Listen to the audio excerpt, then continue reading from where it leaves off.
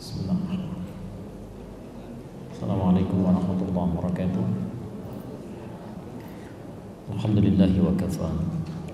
Wassalatu wassalamu ala rasulillahil mustafa wa ala alihi wa sahbihi wa man wafa. Amma ba'd.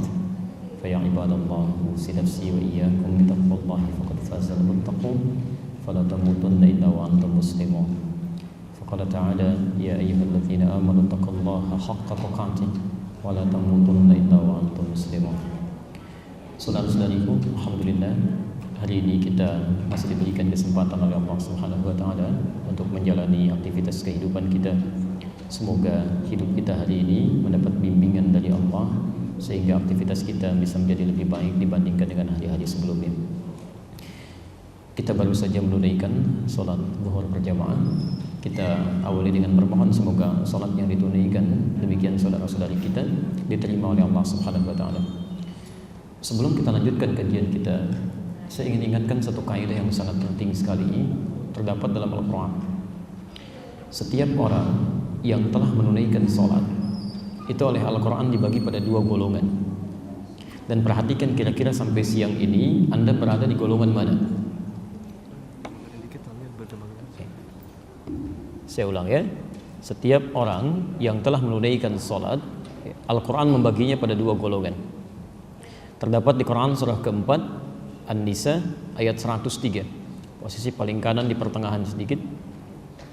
Fa idza qadaytumus shalah, maka jika salat telah tuntas Anda tunaikan. Saya ulang, fa idza qadaytumus shalah, maka jika salat telah tuntas Anda tunaikan. Kalau Anda berhenti membaca di sini waqaf ya, di ayat ini, maka itu menunjuk pada golongan yang pertama. Fa idza qadaytumus salata, maka jika Anda telah tuntaskan salat, kata para ulama, ini menunjuk pada golongan yang pertama. Ada orang yang salatnya sekedar menuntaskan kewajiban saja. Jadi, maaf, ada motif orang salat yang penting saya sudah salat. Perkara khusyuk atau tidak itu belakangan. Diterima atau tidak itu urusan Allah. Lambat atau cepat itu perkara lain. Yang penting saya sudah sholat. Nah, rumus di tafsir, kalau ada satu kejadian di Quran tidak disebutkan siapa orangnya, tidak dirinci kapan kejadiannya, itu artinya kisah dimaksud akan terjadi di setiap masa dengan tokoh dan nuansa yang berbeda. Jadi sekarang pun dan nanti pun akan didapati orang sholat, yang penting sudah sholat. Perkara yang lainnya itu terserah dalam topik yang lain. Sedangkan orang-orang yang berhasil dalam sholatnya, dia mendapati manfaat dari sholat. Di antara manfaat yang utamanya fadhkurullaha ya. Maka sholat yang telah ditunaikan itu fadhkurullaha, bisa langsung mengingatkan dia dengan Allah ya. Karena itu ibadahnya disebut dengan sholat dari kata silah ya. Silah itu ketersambungan yang erat, ikatan yang kuat ya. Makanya ada istilah silaturahim ya. Hubungan yang kuat, erat, sulit untuk dilepaskan. Kalau dibentuk dalam ibadah ritual, silah berubah menjadi sholah. Ini kenapa disebut dengan sholat? Karena ibadah ini melatih kita untuk tersambung erat dengan Allah Subhanahu wa taala. Ya, jelas ya? Nah, harusnya orang kalau sudah tersambung dengan Allah, dia ingat. Fadhkurullaha qiyaman. Bahkan saat berdirinya selesai sholat, dia bangun, dia ingat Allah. Di jalannya ingat Allah, ya, Masya Allah. Kemudian dan duduknya ingat Allah. Apapun yang dia lakukan dalam aktivitasnya, duduk apakah dia bekerja, dia menulis, dia tanda tangan satu hal, dia makan, dia minum, dia ingat Allah. Wa ala junubikum, bahkan saat tidurnya pun dia mengingat Allah. Perhatikan poinnya ya. Ini saya agak sedikit terpecah konsentrasinya. Jadi saya mohon mungkin nanti bisa bicara dengan DKM ya, dalam satu situasi hendaknya bisa menyediakan satu area khusus untuk bisa sholat dalam kondisi masbuk ya. Tidak boleh ada dalam satu tempat bisa berjamaah dua baris berbeda ya, atau dua atau tiga bahkan yang berbeda. Nanti coba dicek untuk kedepannya. Taib. Bapak Ibu sekalian, orang ingat Allah dengan yang tidak ingat Allah itu beda. Misal saya mau minum ya, ada si fulan minum, ada si fulan minum, ada dua orang minum. Orang yang ingat Allah sama-sama minum dengan yang tidak ingat Allah ya. Dan fungsi minuman itu menghilangkan haus. Tapi orang yang ingat Allah ketika dia akan minum, dia akan pastikan minuman yang akan dia pegang itu Allah ridha dengan minumannya, karena dia ingat ya. Dia tahu Allah melihat, dia tahu Allah mendengar ya. Jadi mustahil ada orang minum bisa menyentuh minuman yang tidak disukai Allah. Mustahil ada orang bekerja saat ingat Allah bisa tanda tangan proyek yang tidak disukai oleh Allah. Saat bersamaan dia ingat Allah. Jadi mustahil ya. Termasuk mustahil ada orang baru keluar masjid, selesai sholat ingat Allah bisa tertukar sandal, itu mustahil. Ya. Buktinya sekarang ada kesempatan di beberapa tempat orang mau sholat saja masih takut kehilangan sandalnya. Ya. Padahal orang tersebut kalau ditanya ingat Allah. Ada sesuatu yang keliru ya dalam hal-hal yang ditunaikan. Maksud saya coba dicek sampai sekian kali kita sholat sampai hari ini, berapa di antara sholat yang kita kerjakan yang sudah menjadikan kita teringat dengan Allah. Ya. Nanti kalau sudah selesai kajian tazkiyatun nafas, ya ada baiknya kita coba mengkaji tentang sholat dalam tuntunan Al-Quran dan Sunnah Nabi Sallallahu Alaihi Wasallam. Tapi kita lanjutkan dulu bahasan kita supaya tidak melebar ke berbagai persoalan yang tidak terkait dengan konteks bahasan kita. Hari ini topik kajian kita di Tazkiyatun Nafas akan membahas satu penyakit yang baru dan sangat penting, bahkan diperingatkan dengan keras dalam Al-Quran supaya kita memahaminya dengan baik ya. Hari ini kajian kita akan membahas tentang penyakit hasad atau iri hati dan dengki. Sudah. Mohon izin untuk sedikit memberikan gambarannya. Hasad, tulis sebentar saja. Hasad, penyakit iri hati, dengki.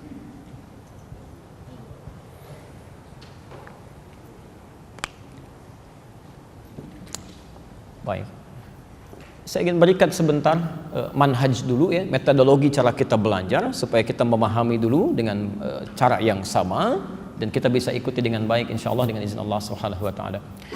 Pertama, kajian ini seperti kami sampaikan di awal, tidak hanya sekedar menyampaikan satu materi, tapi sekaligus menjadi bahan evaluasi.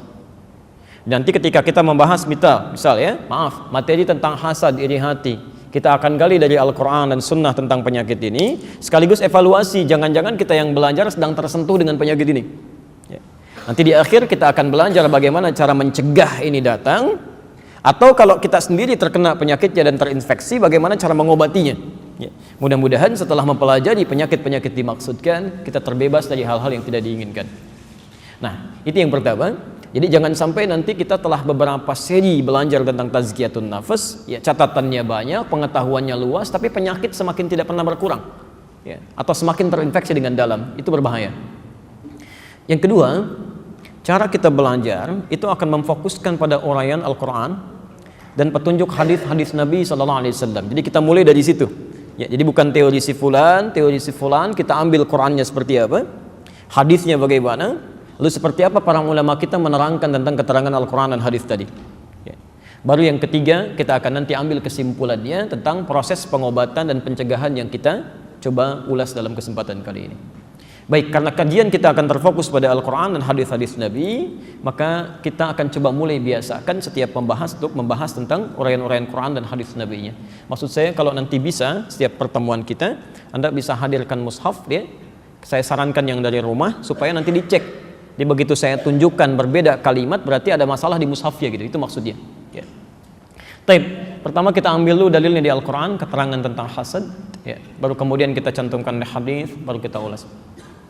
Satu, saya izin tulis sebentar ya. Bismillah. Baik. Kita ambil di Quran pertama. Quran surah 113 Al-Falaq. Satu surah sekaligus. Oke. Yang kedua, kita ambil simpulnya dulu dari mana penyakit ini muncul. Ya, kita lihat Quran surah kedua Al-Baqarah ayat 30 sampai dengan ayat 36-nya. Pelan-pelan. Kemudian kita teruskan Quran surah ke-7 ayat 12, sisi paling kiri sebelah atas. Dan kita turunkan lagi beberapa contohnya. Quran surah ke-5 Al-Maidah ayat 27. Kita ambil Quran, contoh yang lainnya. Surah kedua Al-Baqarah ayat 109. Baik, dan kita cukupkan dulu di sini untuk bahasan hari ini. Sementara hadisnya kita coba ambil. Alhamdulillah. Satu, hadis riwayat Al-Bukhari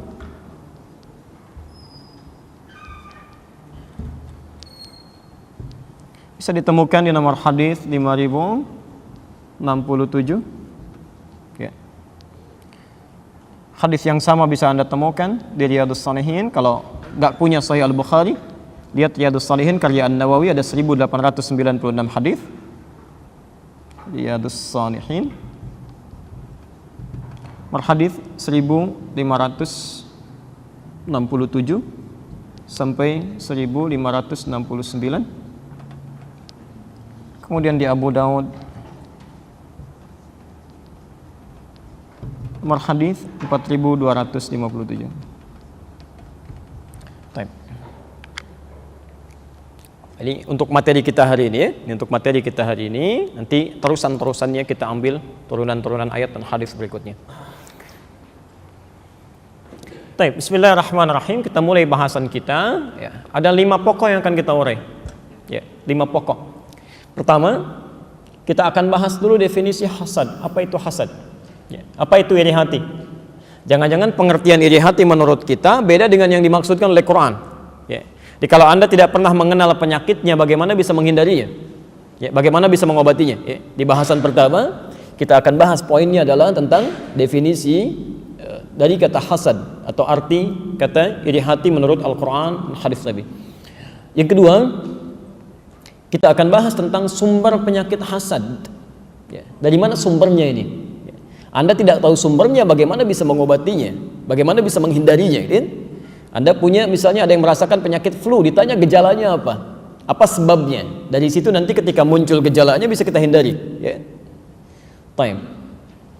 Yang ketiga, kita nanti akan bahas jenis-jenis hasad. Nah, ini yang menarik, nanti ada 5 turunan lagi di sini, jenis-jenis hasad. Ya. Kira-kira kalau Anda melihat nanti tanda-tanda seperti ini, Anda paham ini kelompoknya terinfeksi ringan hasadnya. Ini agak menengah, ini berat nih, cara mengobatinya agak sulit ya. Yang keempat, tanda-tanda hasad. Ya, kalau tadi jenis-jenisnya, sekarang tanda-tandanya seperti apa? Misal yang terinfeksi penyakit ringan, jenisnya ringan seperti ini, ayatnya begini, tandanya apa? Ya kan? Yang kelima, baru kita bahas tentang metode pencegahan dan penyembuhan penyakit hasad. Ya, metode pencegahan dan penyembuhan penyakit hasad. Baik, kita mulai bahasan yang pertama dengan cepat. Apa yang dimaksud dengan hasad dalam pandangan Al-Quran dan keterangan Nabi SAW? Ya. Secara singkat, para ulama mendefinisikan hasad atau iri hati dan dengki ini dengan kalimat yang sangat singkat, padat, lugas. Ya. Al-iradatu fi izalatin ni'amil akhirin. Hasad itu kata para ulama adalah keinginan, saya ulang, keinginan untuk menghilangkan satu nikmat. Saya ulang, keinginan untuk menghilangkan satu nikmat yang melekat pada orang lain. Pelan-pelan ya, keinginan untuk menghilangkan satu nikmat yang melekat pada orang lain. Jadi bagaimana caranya orang yang sedang diuji, diberikan nikmat oleh Allah, hilang nikmatnya atau tidak dia dapati ya. Dia hati-hati ya, kalau Anda misalnya lewat tiba-tiba melihat tetangga sedang punya mobil baru, ada keinginan dari dalam diri Anda, misal ya kan, wah mobilnya kok bagus-bagus ya, mungkin satu saat dia nggak punya seperti itu. Nah itu sedang kena penyakit tuh ya. Ada teman Anda sedang promosi jabatan, tiba-tiba Anda menginginkan dia misalnya, menginginkan hal yang serupa ya, dan dia kehilangan hal itu pun sedang kena penyakitnya. Atau bahkan ketika Anda menginginkan nikmat itu, sekalipun tidak mengharapkan dia kehilangannya, itu pun sedang terkena penyakitnya. Nanti kita akan lihat ya, kita akan lihat. Coba umumnya Anda kalau melihat teman-teman punya barang baru, pengen atau tidak? Nah bagaimana keinginan itu nanti bisa masuk kategori hasad atau sekedar cuma ingin saja? Nanti ada keterangannya ya. Baik, jadi bagian pertama yang disebut dengan hasad dalam keterangan Al-Quran dan hadis-hadis Nabi SAW, kata para ulama, al-iradatu fi izalati ni'amil akhirin, keinginan untuk menghilangkan nikmat-nikmat yang melekat pada orang lain. Pelan-pelan. Sekarang kita lihat bagaimana bahayanya penyakit ini. Quran surah ke-113 Al-Falaq, satu surah sekaligus. Kita ambil peringatan Nabi dulu sallallahu alaihi wasallam ya, yang diterangkan lewat Al-Quran. Allah berfirman, lihat kalimatnya ya. Quran surah Al-Falaq, qul a'udzu birabbil falaq. Pelan-pelan. Katakan, ini perintah. Jadi kalau ada kata kul itu perintah ya, perintah. Jadi sifatnya kalau sudah perintah itu penegasan, mesti ya. Sedapat mungkin kita lakukan. Sedapat mungkin kita lakukan. Kata Allah, katakan, "Qul a'udzu birabbil falaq." Aku berlindung kepada penguasa subuh. Yang punya waktu subuh. Subuh itu awal aktivitas ya. Saya tulis dulu, berlindung pada penguasa subuh. Saat aktivitas mulai dilakukan. Awas pelan-pelan ya, nanti kita simpulkan di akhir. Min syarri ma khalaq. Ya. Dari segala jenis kejahatan makhluk. Jadi ada orang berpotensi dari subuh aja, orang lain mulai beraktivitas kebaikan, mau kerja, mau berangkat, ada orang lain merencanakan kejahatan dari subuh, Pak. Ya. Ini menarik nih ya. Di hati-hati, ini peringatan Quran. Ada orang-orang yang berniat berbuat jahat, itu dari subuh sudah punya rencana. Jadi Anda jangan kira kalau subuh mulai tampak, fajar mulai bersinar misalnya, jangan Anda duga bahwa semua orang itu akan beraktivitas baik semua. Ya, belum tentu. Ya. Ada orang-orang yang terjangkit penyakit bersiap melakukan satu keburukan. Ini tidak ini. Oke. Kedua, min syarri ma khalaq, dari segala jenis kejahatan. Saya tulis dulu, segala jenis kejahatan. Segala khair, nggak apa-apa. Ya, ketahan. Perhatikan pelan-pelan. Teruskan ayatnya. Wa min syarri ghasiqin idza waqab, dan dari kejahatan yang muncul di malam saat gulita, saat gelap. Ya. Perhatikan, jadi ada orang yang berbuat jahat dari waktu subuh, ada orang berbuat jahat di waktu malam. Ya. Sedangkan ayat ini ingin menunjukkan bahwa penguasa subuh sampai malam itu cuma Allah. Ya. Di Allah menguasai subuh sampai dengan menguasai malamnya. Anda diminta berlindung dari orang-orang berniat jahat baik di waktu subuh ataupun di waktu malam. Pelan-pelan. 3, saya agak cepat. Wa min syarrin naffatsati fil 'uqad, dan dari kejahatan tukang sihir ya. Saat dia mulai membuat mantra-mantra yang ditiupkan pada buhul orang-orang ya. Nafas itu artinya sesuatu yang dikeluarkan tanpa orang berada di hadapannya ya. Kalau tukang sihir itu kan kalau mau menyihir seseorang, menyantet seseorang, kan orangnya nggak ada di hadapan kan. Umumnya dia akan di tempat lain ya, dia ambil perangkat tertentu, dia keluarkan jimat-jimat, maka terkena orang yang disihir itu ya. Jarang ada orang mau nyihir di depan orangnya langsung, saya sihir kamu, itu nggak ada gitu ya. Umumnya di belakang layar gitu kan. Baik, jadi yang ketiga ada kejahatan tukang sihir, tukang santet, kejahatan penyihir. Sekarang fokus.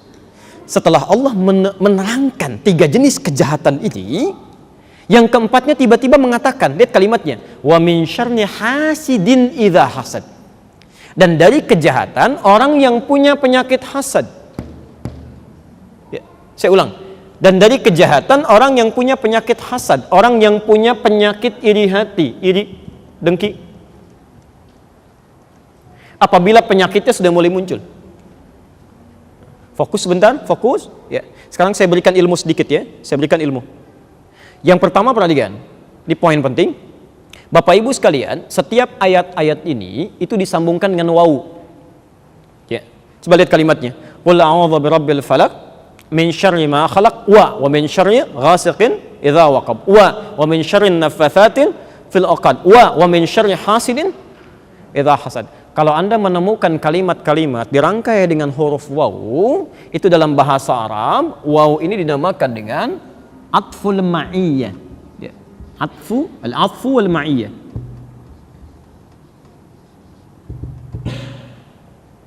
Apa itu ataf ya?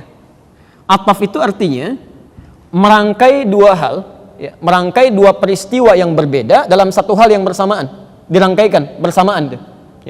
Jadi kalau saya katakan zahaba Ahmad ila jami' Nurul Bahri wa Ali, pakai wawu ya.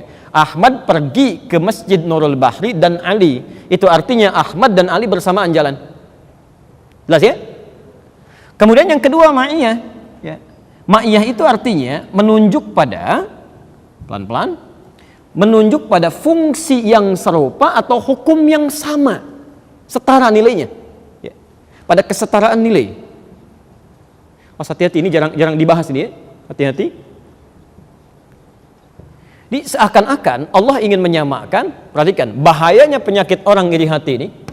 Bahaya penyakit iri hati itu sama dengan bahaya sihir, bahaya tukang sihir. Bahkan caranya sama ya. Jarang-jarang kan ada orang iri hati langsung di hadapan orangnya. Ya, biasanya ketika dia iri hati, ingat, kan? Baru dia bikin status tertentu, baru keluar kalimat yang tidak menyenangkan. Jarang di hadapan orangnya. Ya. Dan yang lebih luar biasa, penyakit iri hati ini pertama, kita urutkan satu-satu. Satu, kata Allah, lihat, tingkat bahayanya, kalau ada orang cuma berbuat jahat subuh saja, ada orang berbuat jahat malam saja, iri hati ini berpotensi berbuat jahat dari subuh sampai malam. Ya. Karena orang-orang yang terkena penyakit iri hati, begitu muncul sifatnya, seketika bisa berbuat jahat. Ya. Perampok beraksi subuh, siang istirahat. Ya. Perampok beraksi siang, malamnya istirahat. Penyakit iri hati tidak, mau subuh tiba-tiba ingat orang yang dimaksudkan dengan rasa irinya, muncul perasaannya, bicara dengan istrinya. Tahu nggak mah, saya mau berangkat ke kantor sekarang, orang ini luar biasa menyebalkannya, muncul. Malam-malam mau tidur, tiba-tiba ingat lagi, mulai bikin status, dituliskan di media sosialnya. Ya. Jadi seakan-akan ingin mengatakan, orang-orang yang punya penyakit iri hati ini, Masya Allah, saking luar biasa bahayanya, hidupnya tidak akan pernah tentram dari mulai subuh sampai dengan malam. Nggak percaya silakan. Ya. Orang-orang terkena penyakit iri hati, begitu temannya dapat promosi jabatan, dari subuh sampai malam, kepikiran juga. Ya. Bahkan kadang-kadang dalam tidurnya masih mencela juga ya. Orang istirahat, oh, ini keluar kalimat-kalimat. Ya. Baik. Yang kedua, maaf, sifat iri hati menggunakan huruf waw disandingkan dengan segala jenis kejahatan. Min syarri ma khalaq. Ini menunjukkan bahwa orang yang terkena penyakit iri hati itu sama jahatnya dan kejahatan-kejahatan lain. Jadi kalau ada orang mencuri, ya, itu sama dengan orang iri hati. Ada orang misalnya iri hati, ada orang lain merampok, itu sama nilainya, sama jahatnya, ya, sama jahatnya. Jadi bukan cuma dosa yang melahirkan kegelisahan dari mulai pagi sampai malam, tapi juga tingkat kesulitannya. Penyakit ini disebut oleh Al-Quran berpotensi melahirkan kejahatan-kejahatan yang benar dosa. Ya, jelas di sini? Nah, yang mau saya tekankan di sini, hasil itu kan yang pemiliknya, yang punya penyakitnya. Jadi Anda bayangkan saking bahayanya penyakit ini, jangankan kita yang terinfeksi, kita nggak kena penyakit pun diminta oleh Allah berlindung dari yang punya penyakitnya. Kan ayat ini berkata, "Qul a'udzu birabbil falaq." Katakan, saya berlindung kepada Allah, kan? Penguasa waktu subuh, ujung ayatnya, dan saya berlindung kepada Allah dari orang-orang yang punya penyakit iri saat penyakit itu muncul dari dirinya. Anda bayangkan saking bahayanya penyakit ini, jangankan orang yang terkena, orang yang nggak kena penyakit ini saja diminta oleh Al-Quran berlindung kepada Allah dari orang yang kena penyakitnya. Saking bahayanya. Jelas sampai sini? Baik, karena itu penting bagi kita mendengar peringatan Al-Quran ini supaya kita pelajari. Ya. Nah sekarang kalau Qurannya berkata hati-hati dari orang yang punya penyakit iri hati, kita balik tanya, ya Allah apa tandanya ya, orang yang punya penyakit iri hati ini? Dari mana sumbernya? Kenapa dia bisa datang? Seperti apa kami kemudian pelajari itu dan kita bisa cegah atau bahkan obati ketika penyakitnya menyentuh kehidupan kita. Ini yang coba kita akan turunkan pelan-pelan. Baik. Bismillahirrahmanirrahim. Kita mulai bahasan inti yang kedua, sumber penyakit iri hati. Sumbernya dari mana gitu ya? Ya, pelan-pelan. Quran surah kedua Al-Baqarah ayat 30 sampai dengan 36. Posisi paling kiri sebelah atas. Wa idz qala rabbuka lil malaikati inni ja'ilun fil ardi khalifah. Ada ayatnya? Baik, saya percepat sedikit. Sumber penyakit iri hati diisyaratkan oleh Quran itu setan. Cuma satu, setan. Jadi kalau ada orang-orang terkena penyakit iri hati, artinya sedang dikuasai oleh setan. Saya ulang ya, sumber penyakit iri hati itu disebutkan, diisyaratkan oleh Quran, itu berasal dari setan. Lalu baru dilekatkan pada nafsu manusia. Dari mana diketahui setan dan siapa dia? Ya, kita sudah bahas sebagiannya. Bapak Ibu sekalian, kisahnya bermula bahkan saat manusia pertama diciptakan. Ditunjukkan oleh Quran penyakit ini menerpa setan dan hadir kemudian diwariskan pada manusia. Baik. Saya mulai dengan permulaan penciptaan manusia pertama dan telah kita bahas sebagiannya, jadi saya agak percepat ya. Baik. Manusia pertama diciptakan setelah diciptakan sebelumnya ada malaikat dan jin. Ya. Keterangan Quran di Quran surah ke-15 ayat 27, Allah ciptakan jin duluan, wal janna khalaqnahu min qablu min naris samum. Kami ciptakan jin sebelum manusia itu dari api yang bergejolak.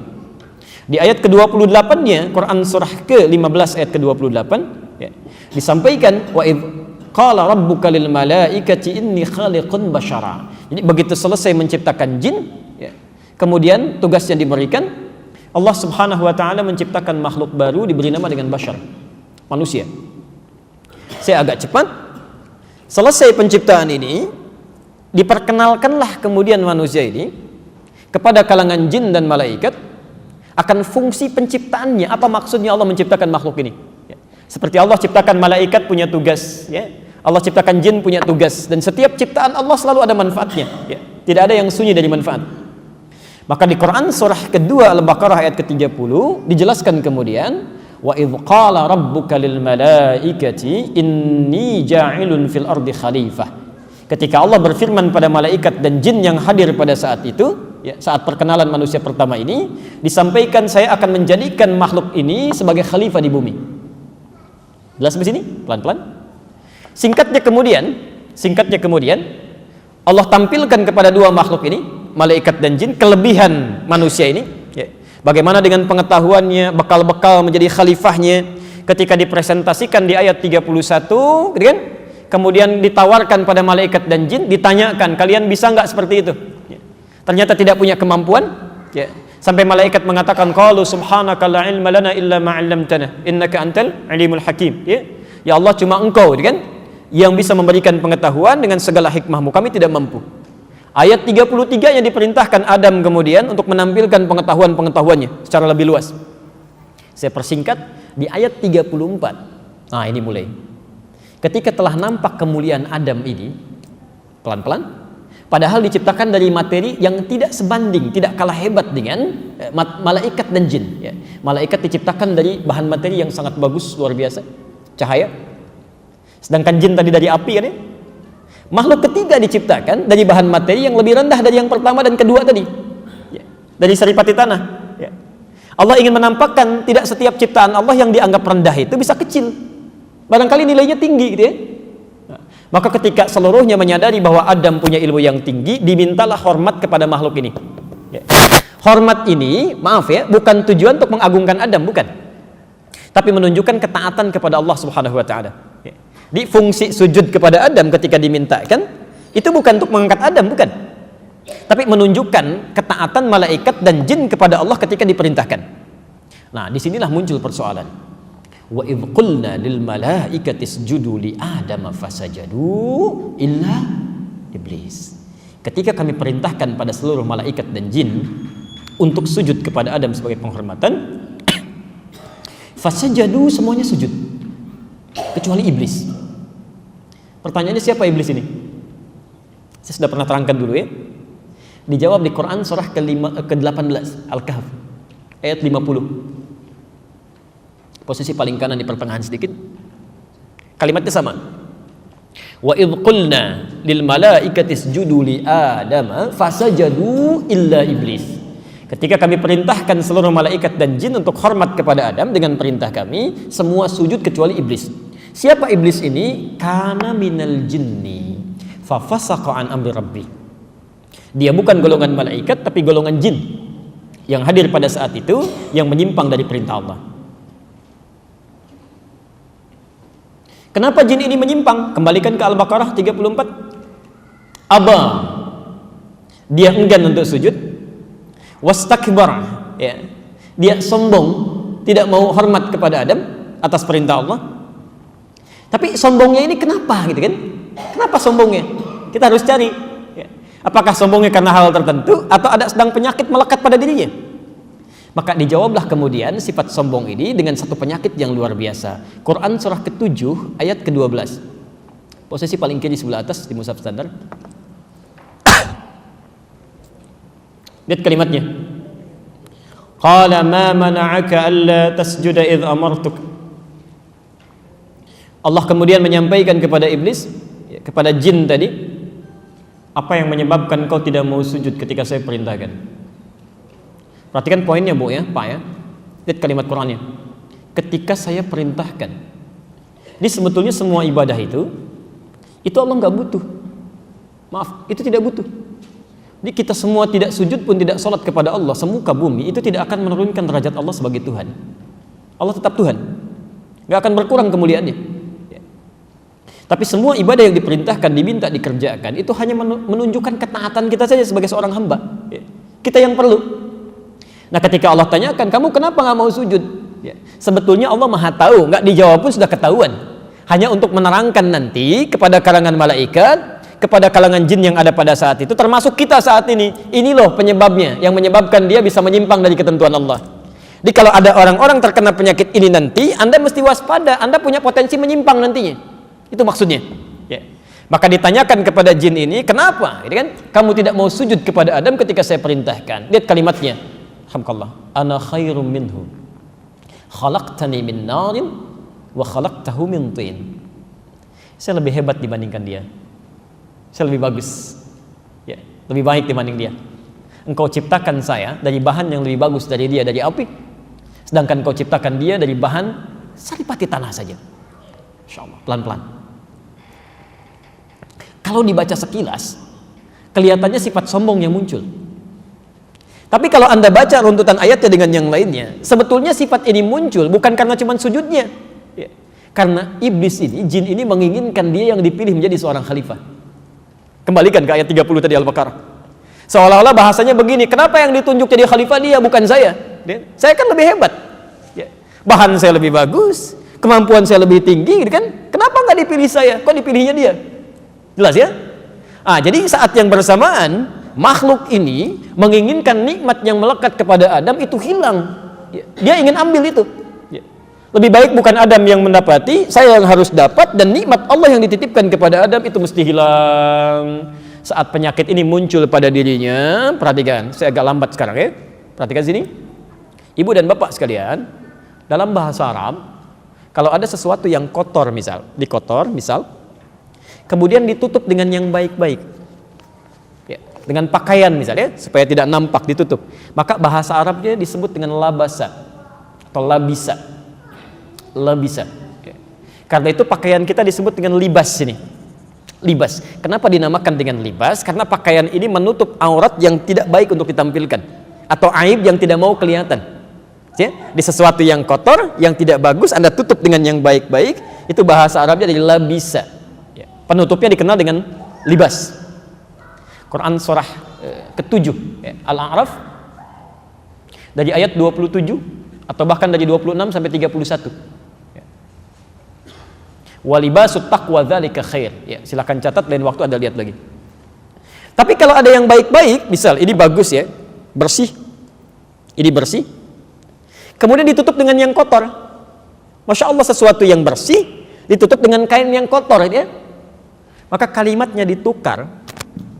Ini agak unik dalam bahasa Arab. Dari labisa begini. Lam, ba, sin. Yang baik menutup yang kotor.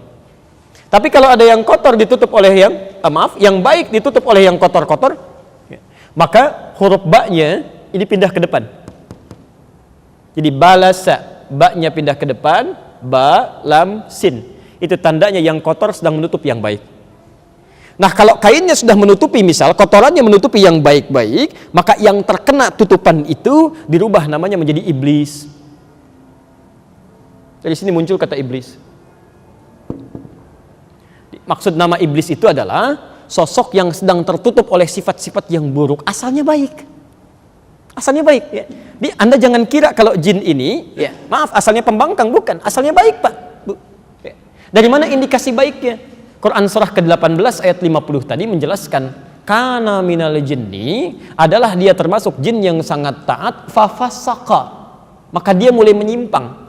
Tidak pernah disebutkan kata fasik di dalam Quran, termasuk di hadis, kecuali lawan dari kalimat taat. Fasik lawannya taat. Jadi ketika Quran menyebutkan fafasaqo, kemudian dia mulai fasik, dia menyimpang, artinya awalnya taat. Taat. Ya. Saya mau tanya begini, mohon maaf ya. Kalau di akhirat itu, satu harinya berapa lama ukuran dunianya? 1000 tahun. Tahu dari mana? Oke, kita ambil Quran surah 32 saja, ayat kelima saja ya. Fi yaumin kana miqdaruhu alfa sanatin mimma ta'uddun. Masya Allah, satu harinya itu setidaknya ada 1000 tahun. Satu harinya 1000 tahun. Satu detiknya kurang lebih itu sama dengan 48 hari. Masya Allah. Jadi kalau Anda mendapatkan kenikmatan di akhirat sedetik saja, itu nikmatnya sama dengan 48 hari. Tapi kalau ada yang masuk neraka satu detik saja, itu sama dengan 48 hari.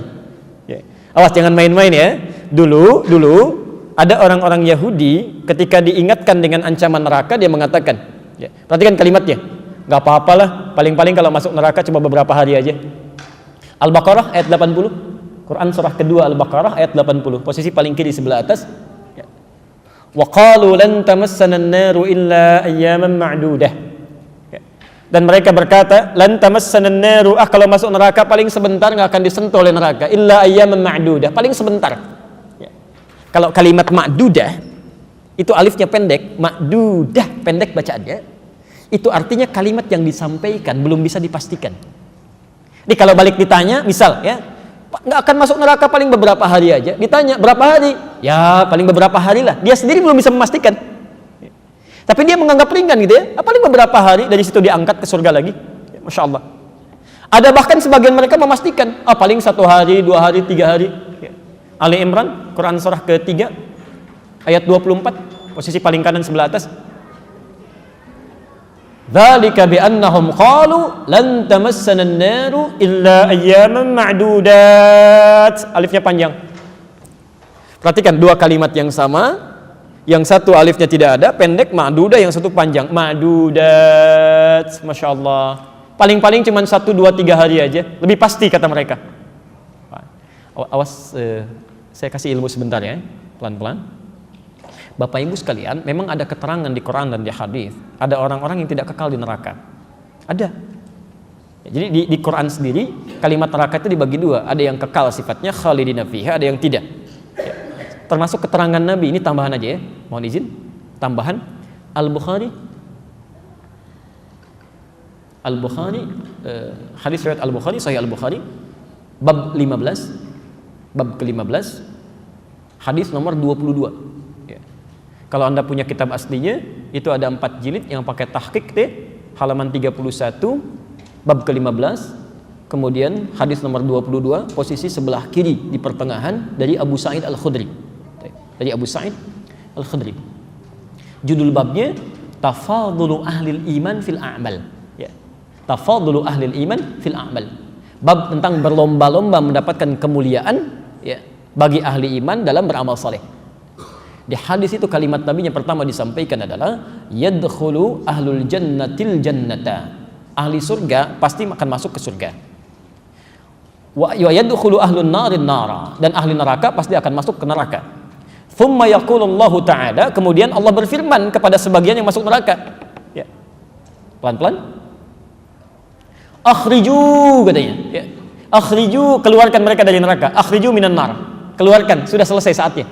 Sudah tiba selesai. Keluarkan mereka dari neraka. Akhriju minan nari qadis waddu, ketika diangkat dari neraka sudah pada gosong. Sudah pada gosong. Ya. Dari keterangan ini orang-orang Yahudi mengatakan, mengambil sebuah kalimat, enggak apa-apalah. Paling-paling kalau dosa sedikit masuk neraka, nanti juga masuk surga lagi. Nanti juga masuk surga lagi. Karena itulah kemudian turun ancaman Quran. Silahkan aja kalau mau. Silahkan, 1 harinya sama dengan 1000 tahun. Ya, Masya Allah. Jadi 1 detiknya sama dengan 48 hari.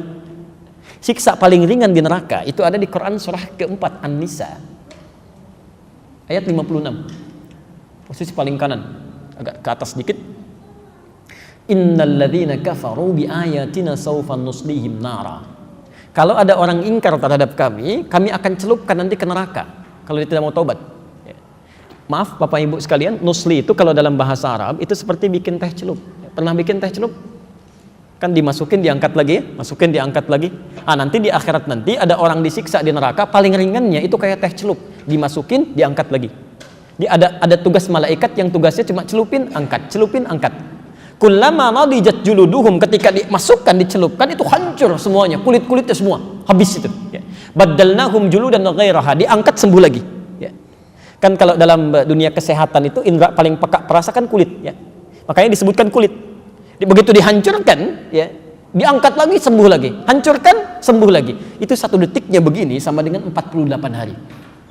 Jadi kalau ada orang mau coba-coba silahkan aja kalau mau dirasakan gampang itu. Ya. Nah kalau kita kembalikan ke kajian tazkiyatun nafas, dan saya agak lambatkan ritmenya sedikit, jin tadi kalau satu hari aja taat kepada Allah itu berarti ukurannya sudah 1000 tahun ibadah kita. Kalau sejak dia diciptakan misal baru 7 hari aja, itu artinya sudah 7000 tahun dalam ukuran kita. Anda bisa bayangkan makhluk yang sudah ribuan tahun dalam hitungan kita ibadah kepada Allah karena terkena penyakit ini saking bahayanya, ya, dirubah namanya oleh Allah menjadi iblis, terkuasai oleh kotoran, ya, kena sombong, kena iri hati, bisa terusir dari surganya, terusir dari rahmat Allah, dilaknat oleh Allah, dijanjikan neraka yang luar biasa tanpa pernah keluar dari dalamnya.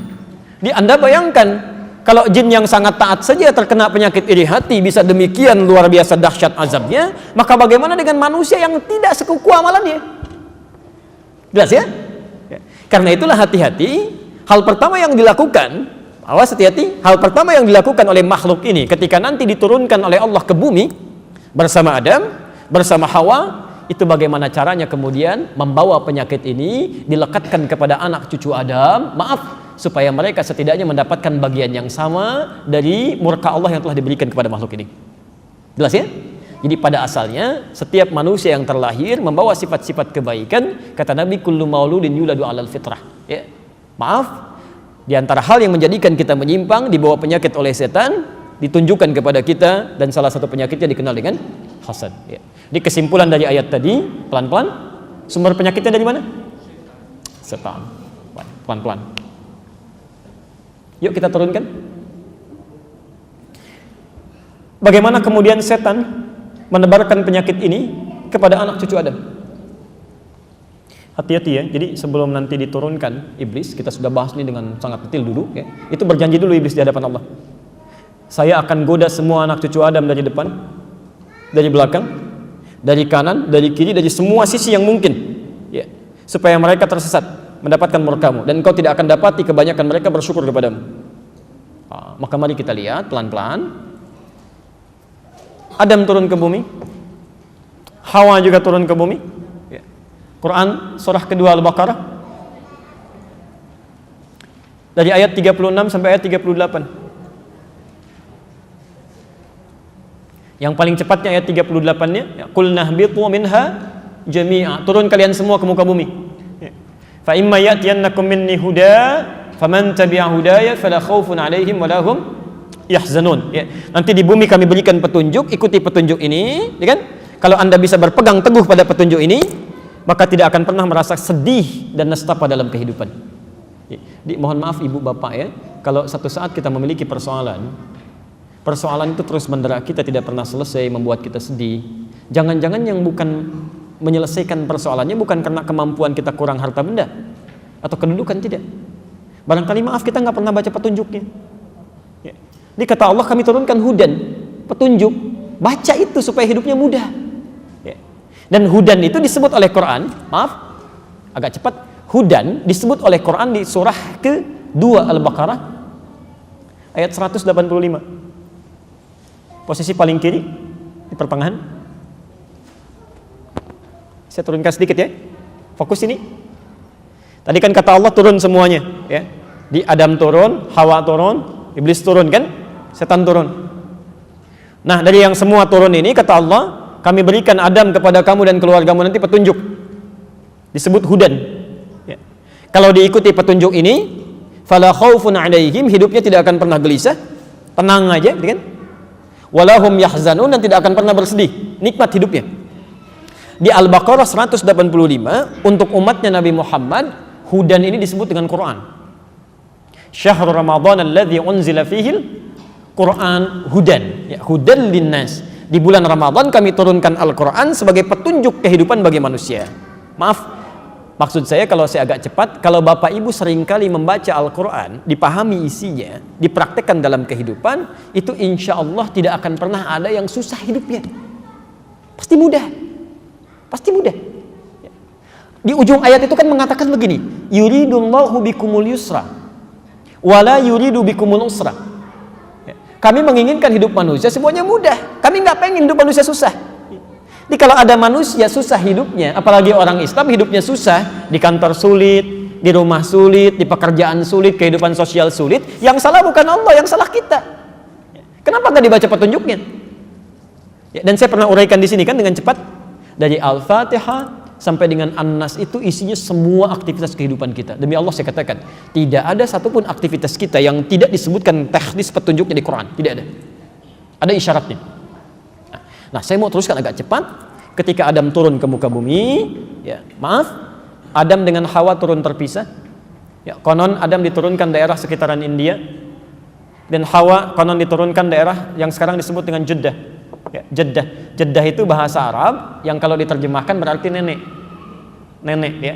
Jadi kalau bapak ibu nanti ada yang haji atau yang mau umrah, kan suka ada ke Laut Merah itu ya di Jeddah. Itu sekitaran 300 meter ke kiri sedikit itu ada satu wilayah yang dikasih tembok begini ya. Nah, itu disebut Maqbarah Hawa oleh orang sana, kuburannya Hawa. Tapi kata pakar sejarah itu bukan kuburan, nggak ada kuburan Hawa di situ. Ya, di situ tempat Hawa pertama kali diturunkan dan beraktivitas. Di Hawa berjalan, Adam berjalan. Dari pencarian yang cukup lama, tiba-tiba satu masa, ya Adam melihat ada satu gerakan, Hawa melihat ada satu penampakan, masya Allah. Kayaknya kenal saya ini, kayaknya kenal saya, gitu kan?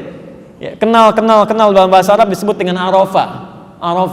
Maka mereka mulai mendekati diri, naik ke bukit yang cukup tinggi, ya. Bukit yang disusun tinggi untuk mengenali, itu dalam bahasa Arab disebut dengan Arafah, jamaknya disebut dengan A'raf. Maka ketika mereka melihat satu sama lain, mulai kenal, tahu satu dengan yang lainnya, Araf tu kil'an, saya tahu kamu sekarang. Tahu, bahasa Arabnya Arafah, sifatnya disebut dengan Arafah. Karena itulah sekarang tempatnya disebut dengan Arafah. Jelas ya? Pelan-pelan, saya agak cepat. Kemudian mereka berkumpul, hidup berkeluarga, sampai Hawa kemudian mulai mengandung. Ada di Quran surah ke-7 ayat 189, posisi paling kiri di sebelah atas. Falamma taghasyaha, kan? Maka tatkala keduanya mulai bergaul, hamalat hamlan khafifan, Hawa mulai mengandung kandungan ringan. Sampai kandungan berat, keduanya bermohon kepada Allah supaya nanti bayi yang dilahirkan lahir dalam keadaan yang saleh, yang baik. Maaf, ini petunjuk Quran pertama bahwa kalau ada seseorang tengah mengandung, ini doa yang disunnahkan di Quran. Ya, bacakan oleh suami istri. Redaksinya langsung diatur di situ. Ya. La in ataitana shalihan lanakunanna minasyakirin. Itu redaksinya ada di situ langsung. Poin saya pelan-pelan. Ketika lahir kembar kan? Baik, kelahiran pertama kembar. Perempuannya cantik luar biasa, masya Allah. Laki-lakinya biasa. Lahir kedua lagi kembar lagi. Ya, kembar lagi. Ya. Maaf, laki-lakinya cukup biasa juga, perempuannya biasa juga. Ya. Kalau ukuran cantik dengan yang pertama lebih cantik dari yang pertama. Ya. Nah, sedangkan hukum Allah saat itu kan karena belum ada umat, belum ada perkembangbiakan, ya, keduanya harus dinikahkan kan? Harus ada pernikahan. Maka yang terjadi hukum Allah menjadikan keduanya mesti dilakukan pernikahan secara silang. Ya, tidak boleh secara bersamaan lahir. Di lahir yang pertama, ya. Bismillah. Di kelahiran pertama, lahir kembar, ya, ini perempuan, ini laki-laki. Kelahiran yang kedua juga kembar, ini perempuan, ini laki-laki. Hukum yang diterapkan tidak boleh melakukan pernikahan dari satu kelahiran yang sama. Yang ini tidak boleh menikah dengan yang ini. Harus disilang. Di perempuan di sini yang tadi lebih cantik disebutkan, ya, harus menikah dengan yang satu di sini. Sedangkan laki-laki yang di sini menikah dengan perempuan yang lahir belakangan atau kelahiran kedua. Pelan-pelan. Ini anak Nabi ya, anak Nabi. Namanya siapa kira-kira? Pernah dengar? Habil, satu lagi Qabil, tuh tahu dari mana? Ini yang jadi masalah ini. Ya, hati-hati, nama Qabil, nama Habil itu nggak ada. Oh, hati-hati, nggak ada. Jangankan di Quran, di hadis sahih nggak ada. Jangankan hadis sahih, hadis palsu aja nggak ada. Silakan cek ya. Jadi itu Israeliat, kisah-kisah yang nyebar ke kita, nggak ada nama Qabil Habil itu nggak ada. Jangankan hadis sahih, hadis palsu aja nggak ada. Ya. Quran surah ke-5 ayat 27. Posisi paling kiri di pertengahan ke bawah sedikit. Quran surah 5 ayat 27. Baik, kita beri rumus lalu kita sambungkan ya. Lihat kalimat Qurannya, fokus. Watslu alaihim naba abnai Adam bil haqqi, dan mohon kisahkan kepada mereka tentang kisah dua anak Adam, kisahkan dengan benar. Kisahkan dengan benar, jangan ngarang kata Quran itu. Jangan ngarang. Lihat kalimat Qurannya. Quran tidak pernah menyebutkan siapa namanya, tidak. Hanya disebutkan kisah tentang anak Adam. Perhatikan sini ya, perhatikan sini. Bapak Ibu sekalian, kalau Anda mendengar atau melihat di Quran ada ayat berbicara tentang kisah, tidak disebutkan tokohnya siapa, kapan kejadiannya, itu pertanda satu, kisah ini akan terjadi lagi di masa depan dengan tokoh dan nuansa yang berbeda. Saya ulang ya, kisah ini akan terjadi lagi di masa depan dengan tokoh dan nuansa yang berbeda. Yang kedua, biasanya kalau tidak disebutkan tokohnya siapa, kejadiannya kapan, umumnya, walau tidak semuanya, umumnya kisah ini mengandung sifat-sifat yang tidak baik, yang tidak layak untuk ditiru. Tapi saking sopannya Quran, namanya tidak disebutkan supaya tidak dipergunjingkan. Ada ajaran akhlak dalam Al-Quran yang tinggi. Kalau ada seseorang berbuat salah, jangan digunjingkan orangnya. Yang salah itu bukan namanya, yang salah perbuatannya. Di Anda ini sebetulnya mau memperbaiki perbuatan orang lain atau mau menggunjingkan orang? Ada orang misalnya tetangga masjid, Pak, nggak pernah ke masjid, tetangga masjid, sampingan masjid, nggak pernah ke masjid. Masya Allah, apa hukumnya tetangga masjid nggak pernah ke masjid? Orang Islam, tetangga masjid, samping masjid, laki-laki nggak pernah ke masjid, apa hukumnya? Haram, dosa, apalagi. Masya Allah, ada yang bakar rumahnya. Saya kemarin waktu di Sumatera bakar rumahnya, kan? Kita lihat, Bapak Ibu sekalian, tetangga masjid, laki-laki, muslim, samping masjid, nggak mau ke masjid, apa hukumnya? Hukumnya ajak dia ke masjid. Jadi sebelum kita terapkan hukum fikih, hukum dakwah dulu, ya. Daripada celah orang, celah ini, celah itu, barangkali dititipkan kepada Anda menjadi tetangga, karena cuma Anda yang bisa mendoakannya. Anda yang bisa ngajak, ya. Satu kali mungkin Allah tanya, hei fulan, saya titipkan dia menjadi tetangga kamu, supaya kamu beramal soleh, kenapa kamu celah terus? Nggak ada faidahnya mencela itu, nggak ada faidahnya. Ya.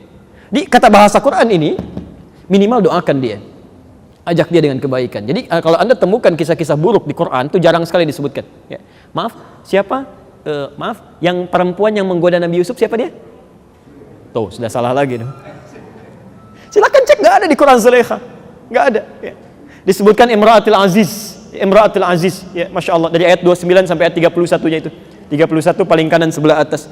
Nggak ada istilah Zulaikha, wa Imra'atul Aziz, kan? Dan istri pembesar, Perdana Menteri pada saat itu. Ya. Saya mau kembalikan sini.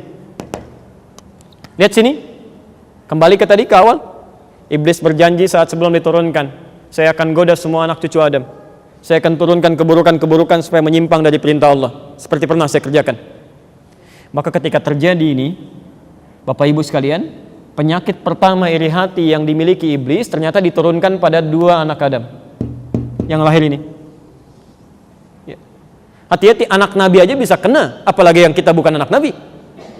Anak Nabi kena penyakit ini, apalagi yang bukan anak Nabi. Ya. Maka mesti hati-hati deh. Apa yang terjadi ketika yang ini tadi cantik, kan ya? Masya Allah, cantiknya luar biasa, ini cantik, dinikahkan dengan yang adiknya, yang lahir belakangan. Maka setan datang mengirimkan sinyal penyakit hasad kepada laki-laki yang ini. Bagaimana caranya? Ketetapan yang sudah diberikan, nikmat ini yang perempuan dinikahkan dengan adiknya bisa gagal, dia tetap menikah dengan yang pertama dan adiknya kehilangan nikmat yang telah ditetapkan itu. Ini kan? Hasad dia? Baik. Tapi Masya Allah, saking bijaknya Allah punya sifat hakim, saking bijaknya, tidak langsung diputuskan. Seketika Allah bisa putuskan. Gak bisa. Gak boleh. Ketetapan saya final misalnya. Tapi saking bijaknya untuk memberikan hikmah, kemudian Allah turunkan ujian. Ya. Ayo kita uji saja. Kalau kepatuhan ini bisa muncul, maka kami akan putuskan. Silahkan sesuai dengan yang diinginkan. Maka di Quran surah kelima itu, pelan-pelan ya, ayat ke-27 diteruskan. إِذْ قَرَّبَا قُرْبَانًا فَتُقُبِّلَ مِنْ أَحَدِهِمَا وَلَمْ يُتَقَبَّلْ مِنَ الْآخَرِ. Ini saya mau terangkan sesuatu yang sangat penting, dampak dari penyakit ini, hasad ini. Maka diperintahkan oleh Al-Quran, dikisahkan pada kita, Allah memerintahkan, keduanya diminta untuk mengorbankan hasil pekerjaan mereka. Jadi yang anak pertama tadi, ibu, bapak sekalian, itu profesinya dia perkebunan. Ya, dia ngumpulkan di perkebunan dia, ya, dia rawat tanaman dan sebagainya. Adiknya yang kedua, dia profesinya di peternakan. Dia gembalakan domba dan sejenisnya. Apa yang terjadi? Fatuqabbila min ahadihima wa lam yutaqabbal minal akhar. Setelah tiba masanya, diserahkan kemudian untuk korbannya, ternyata yang satu diterima, yang satu ditolak. Nah, ini poin yang sangat penting. Bagaimana ketika diterima yang pertama ini, yang diterima ini, ternyata yang diterima yang adiknya, yang kedua tadi. Dia merawat kambingnya, setelah dewasa, setelah bagus, Masya Allah, dipilih oleh dia yang paling gemuk, yang paling bagus, yang sekiranya paling dicintai oleh Allah Subhanahu wa Ta'ala, itu yang dikorbankan. Sementara kakaknya yang pertama itu mengambil, sisa dari yang kotor-kotor, ya, yang tidak pentingnya, yang tidak dikonsumsi. Ya. Oh, ini kan Tuhan itu kan nggak butuh makan, kata dia. Tuhan nggak butuh makan, kan? Tuhan tidak perlu dengan semua ini. Biarkan yang baik-baik untuk saya konsumsi, yang jelek-jelek biarkan Tuhan pilih. Ya. Apa yang terjadi? Maka diterima yang terbaik, yang jelek tidak. Pelan-pelan. Saya mau ajarkan satu cara dulu ya. Ini rumus di Quran. Bapak Ibu sekalian masih ingat tadi? Korban ini kan diketengahkan, ya, ditampilkan, dimintakan oleh Allah untuk bisa mengabulkan permintaan yang dimohonkan tadi kan? Ini ada satu permintaan ini sulit untuk dikabulkan, kata Allah lakukan ini, lakukan amalan. Ya, disebut dengan korban. Apa artinya korban? Seperti biasa. Pertanyaan pertama kencang, jawaban salah. Pertanyaan kedua mulai pelan, jawaban salah lagi. Pertanyaan ketiga nggak ada yang jawab. Oke, korban itu asalnya bukan menyembelih, bukan. Korban bukan menyembelih. Asalnya dari kata koruba. Koruba, kof, ra, ba. Sesuatu yang dekat. Ya, sesuatu yang dekat. Kof, ra, ba. Kof. Oke. Kof, ra, kemudian ba. Saya agak pelan kan? Saya ajarkan rumus sedikit ya. Kalau Anda ingin menjadikan makna berubah menjadi dekat atau banyak, ya, dekat atau banyak, maka rumusnya huruf paling akhir tambah alif dengan nun. Oke, alif dengan nun. Misal, koruba dekat, tambah alif dengan nun menjadi kurban, artinya sangat dekat, banyak kedekatannya. Ghafara, ghain, fa, ra, ampunan. Anda ingin tambah dengan alif dan nun menjadi gufron, artinya yang banyak ampunannya. Jelas ya? Baik, pelan-pelan. Nah, kurban asalnya bukan menyembelih. Ya. Kurban itu pada asalnya adalah, pelan-pelan, amalan-amalan yang dilakukan,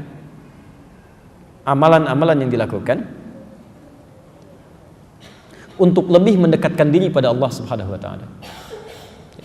Untuk lebih mendekatkan diri pada Allah Subhanahu wa Ta'ala. Pelan-pelan.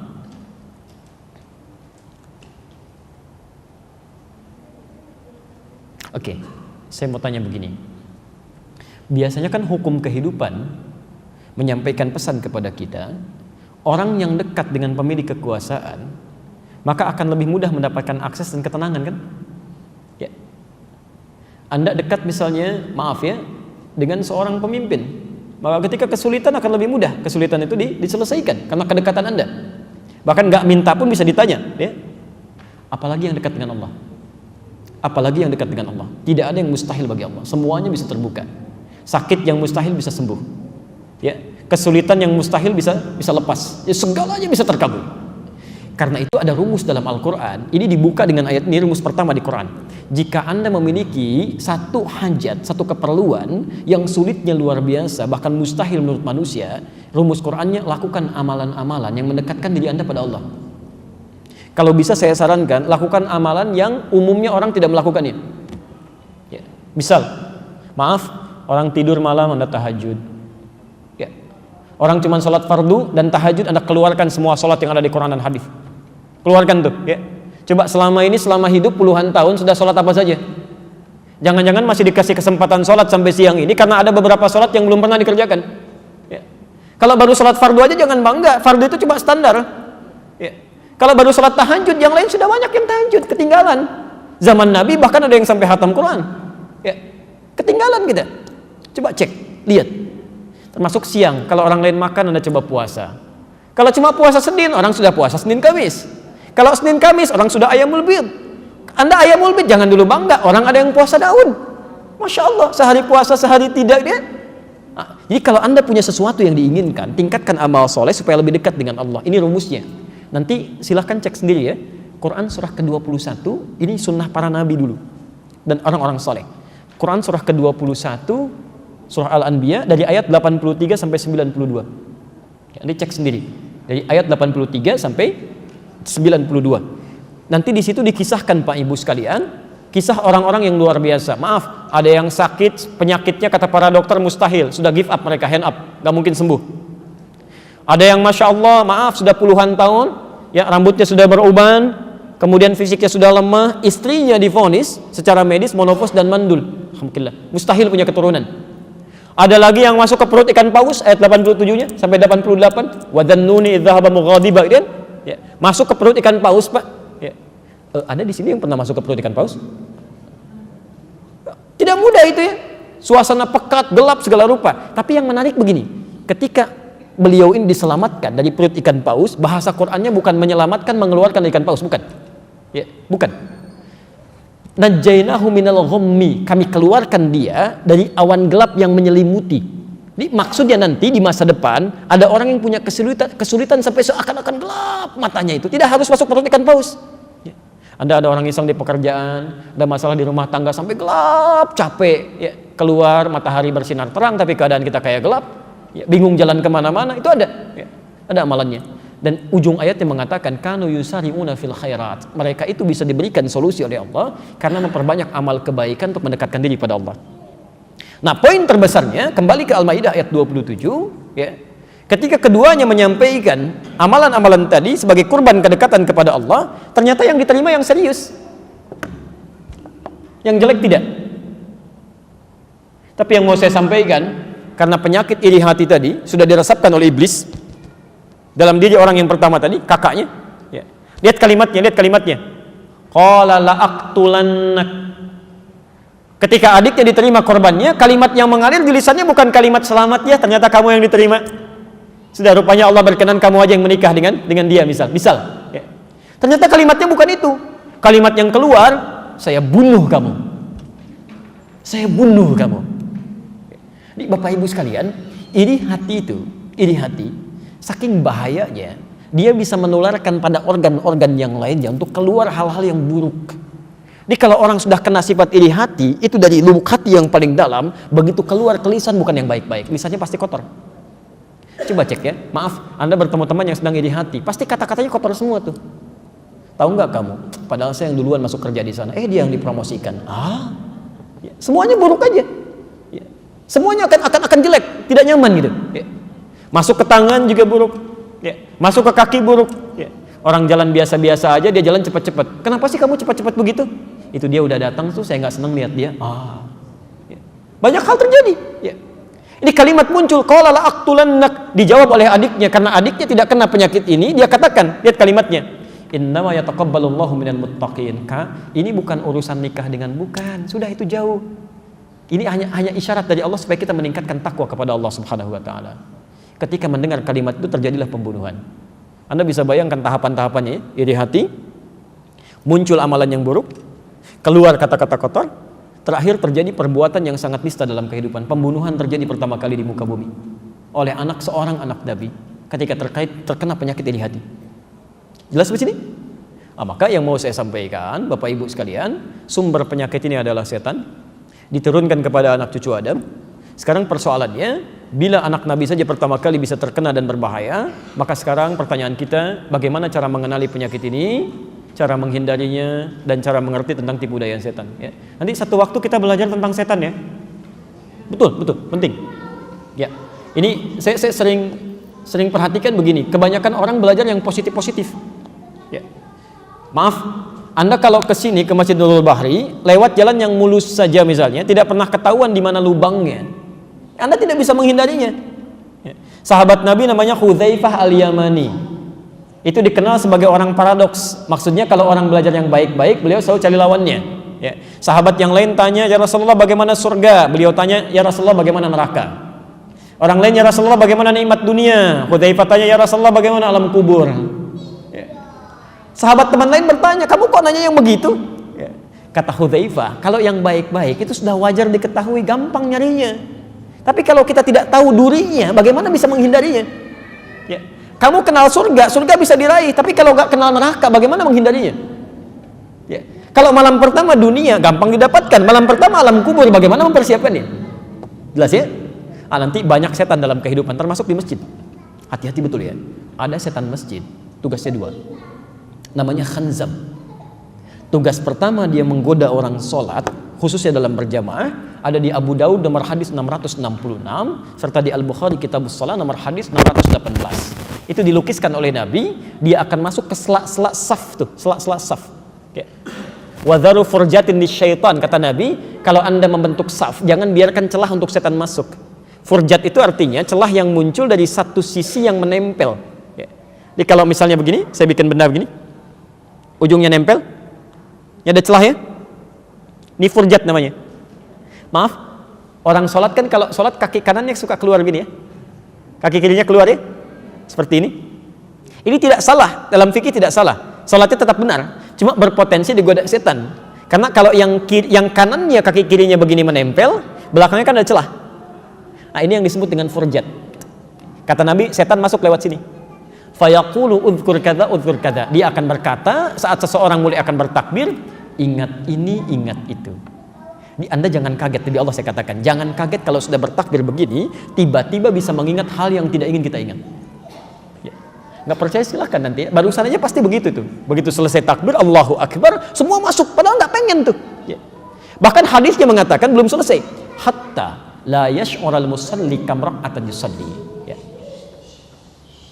Sampai orang sholat pun sampai tidak sadar berapa rakaat sedang menunaikan sholatnya. Hadis sahih. Sampai ada orang sholat gak sadar berapa rakaat sedang menunaikan sholatnya. Itu fungsi dia pertama. Kalau dia datang ke masjid, maka fungsinya yang kedua adalah menggoda DKM masjid. Hati-hati. Menggoda DKM masjid. Karena itu kalau masjid belum jadi itu semua semarak tuh. Tapi kalau sudah jadi itu bisa pecah.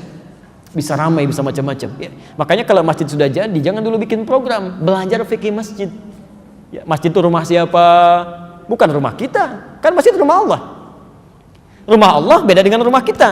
Rumah kita punya aturan, rumah Allah punya aturan. Masuk rumah kita beda dengan masuk rumah Allah.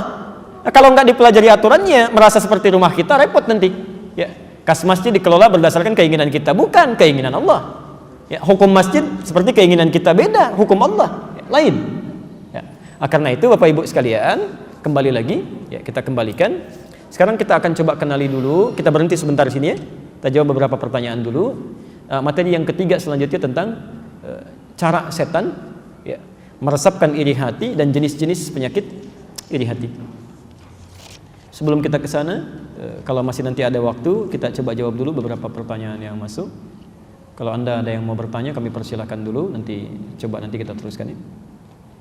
Saya baca satu ini dulu Pak, baru nanti ke Bapak.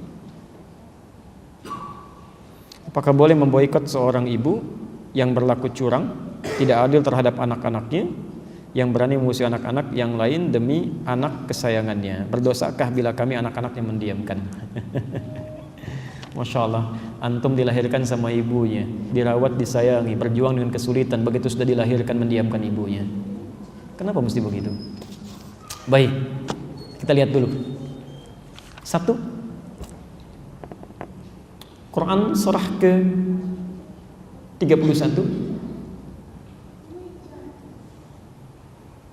ayat 14, posisi paling kiri sebelah atas. Quran surah 31 Luqman ayat 14. Redaksi yang sama dengan usia yang berbeda. Quran surah 46 Al-Ahqaf, Quran surah 46 ayat 15, posisi paling kiri sebelah atas juga. Kemudian Quran surah ke-17 ayat 23, posisi paling kanan di pertengahan. Quran surah 17 Al-Isra ayat 23. Selanjutnya caranya, solusinya tadi ya, Quran surah ke-16 An-Nahl ayat 125. Hadis Nabi-nya ya, ditemukan di Al-Adabul Mufrad ya. Al-Adabul Mufrad kayak Imam Al-Bukhari ya, karya Imam Al-Bukhari. Sudah? Nomor hadis yang kelima, posisi sebelah kanan di pertengahan. Baik, mari kita lihat dulu pertama. Keterangan tentang ibu di dalam Al-Quran, bagaimana keadaannya, seperti apa cara berbaktinya, dan bagaimana cara memberikan solusi-solusi dalam kehidupannya. Baik Bapak Ibu sekalian, yang pertama, tidak ada orang disanjung oleh Allah, diangkat derajatnya, bahkan disandingkan setelah kita beriman kepada Allah dan menyembahnya, kecuali berbakti pada orang tua. Kecuali berbakti pada orang tua. Ada banyak ayat di Quran, kita ambil beberapa saja. Pertama, Quran surah ke-31 tadi, ayat ke-14 kan? Quran surah 31 Luqman ayat 14. Wa wassaynal insana biwalidayhi hamalathu ummuhu wahnan ala wahnin wa fisaluhu fi 'amain. Ada ayatnya? Taib. Perhatikan kalimatnya. Dan kami wasiatkan pada setiap manusia. Dan kami wasiatkan, Allah memberikan wasiat. Saya mau tanya sebentar. Biasanya kalau Bapak Ibu dengar kata wasiat, yang terbayang di benak kita apa? Pingsan, mau meninggal. Saya mau tanya, Allah pingsan nggak Bu? Allah meninggal nggak Pak? Nggak kan? Jadi mustahil ya.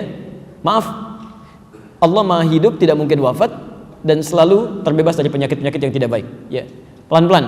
Wasiat asal katanya itu adalah pesan yang kuat, pesan yang sangat kuat. Ya, asal maknanya.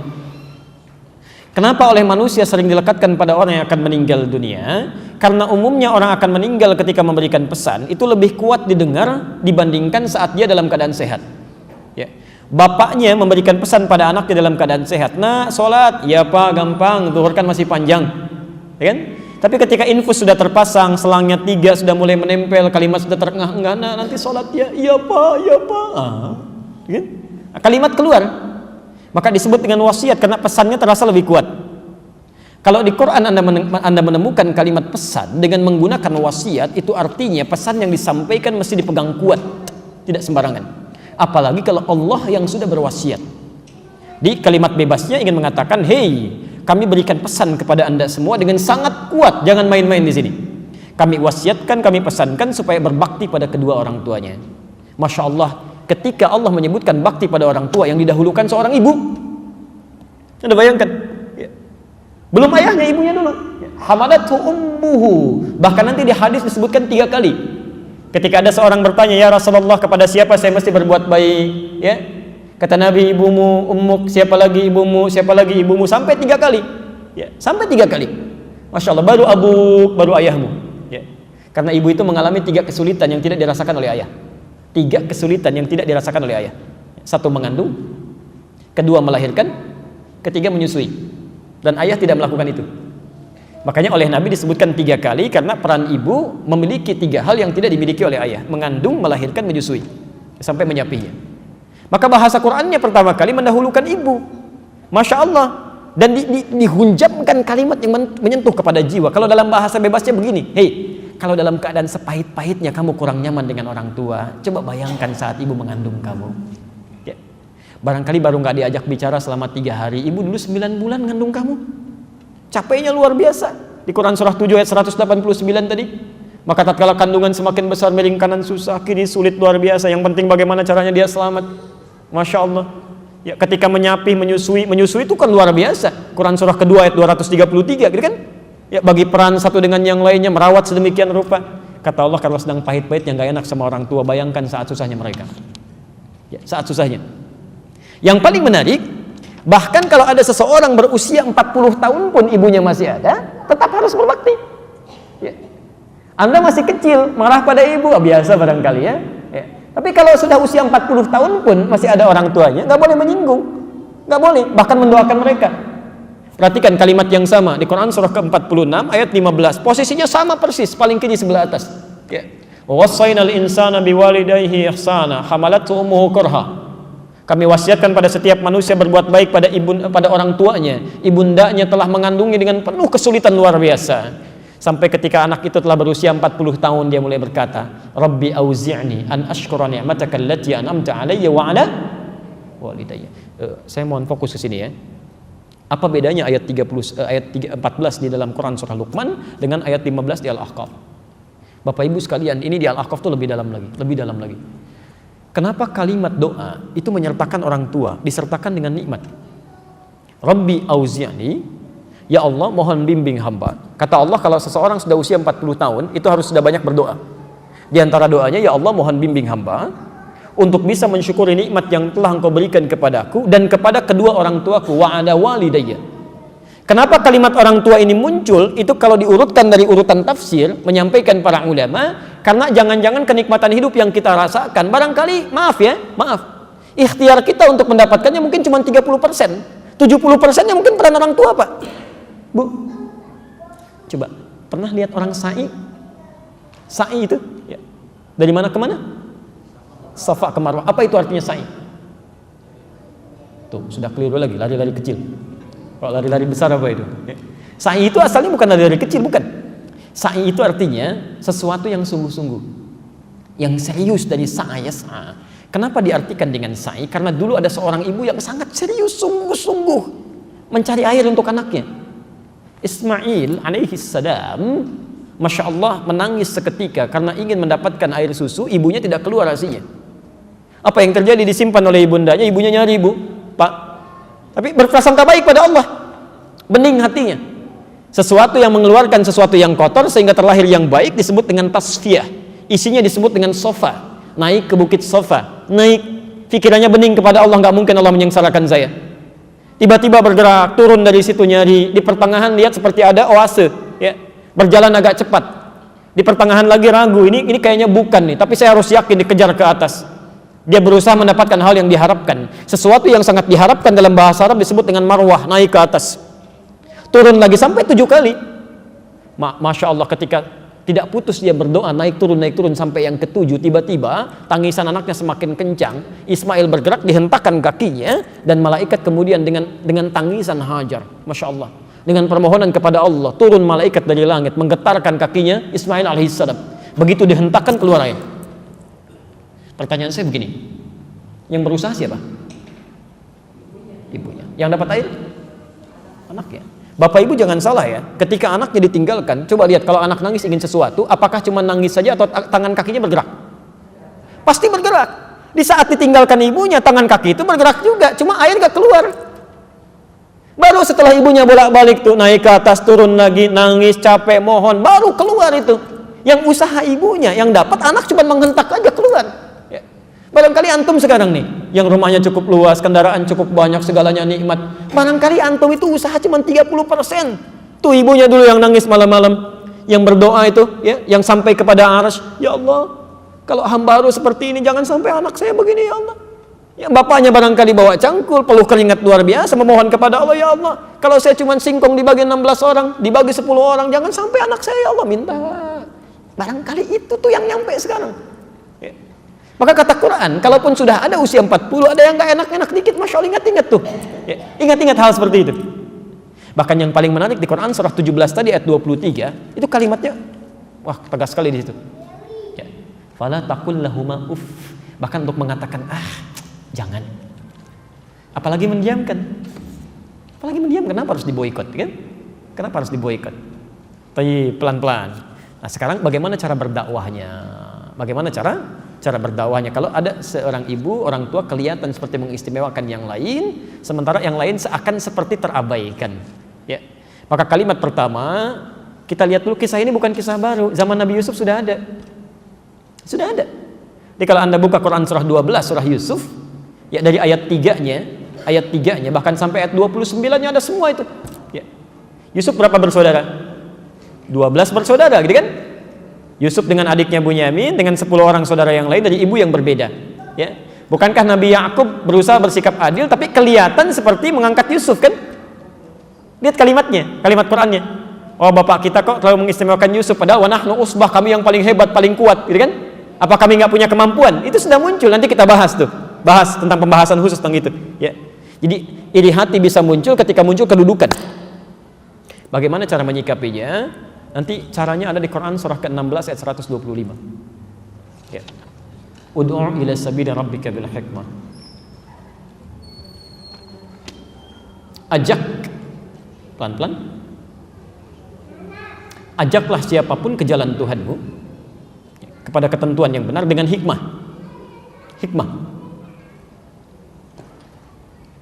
Wal mau'izatil hasanah. Kemudian baru nasihat yang baik, kata-kata yang baik. Ingat, hati-hati ya, sebelum bicara sesuatu hikmah didahulukan. Nanti kalau terjadi diskusi yang hangat, wajadilhum billati hiya ahsan, dan diskusilah dengan santun, dengan baik. Pelan-pelan. Di kalimat Quran yang pertama, kalau Anda menemukan persoalan seperti ini, maka ketengahkan dulu hikmah. Hikmah. Hikmah itu dua artinya. Dua ya. Satu, al-isabatu fil af'al wal aqwal wa wad'u kulli syai'in fi mawadhi'i. Kesesuaian antara perkataan dan perbuatan. Kesesuaian antara perkataan dan perbuatan. Kesesuaian antara perkataan dan perbuatan yang melahirkan pandangan yang positif. Kesesuaian antara perkataan dan perbuatan yang melahirkan pandangan positif, yang baik. Saya mau tanya begini, kalau kepada ibu dan bapak harus berbakti tidak?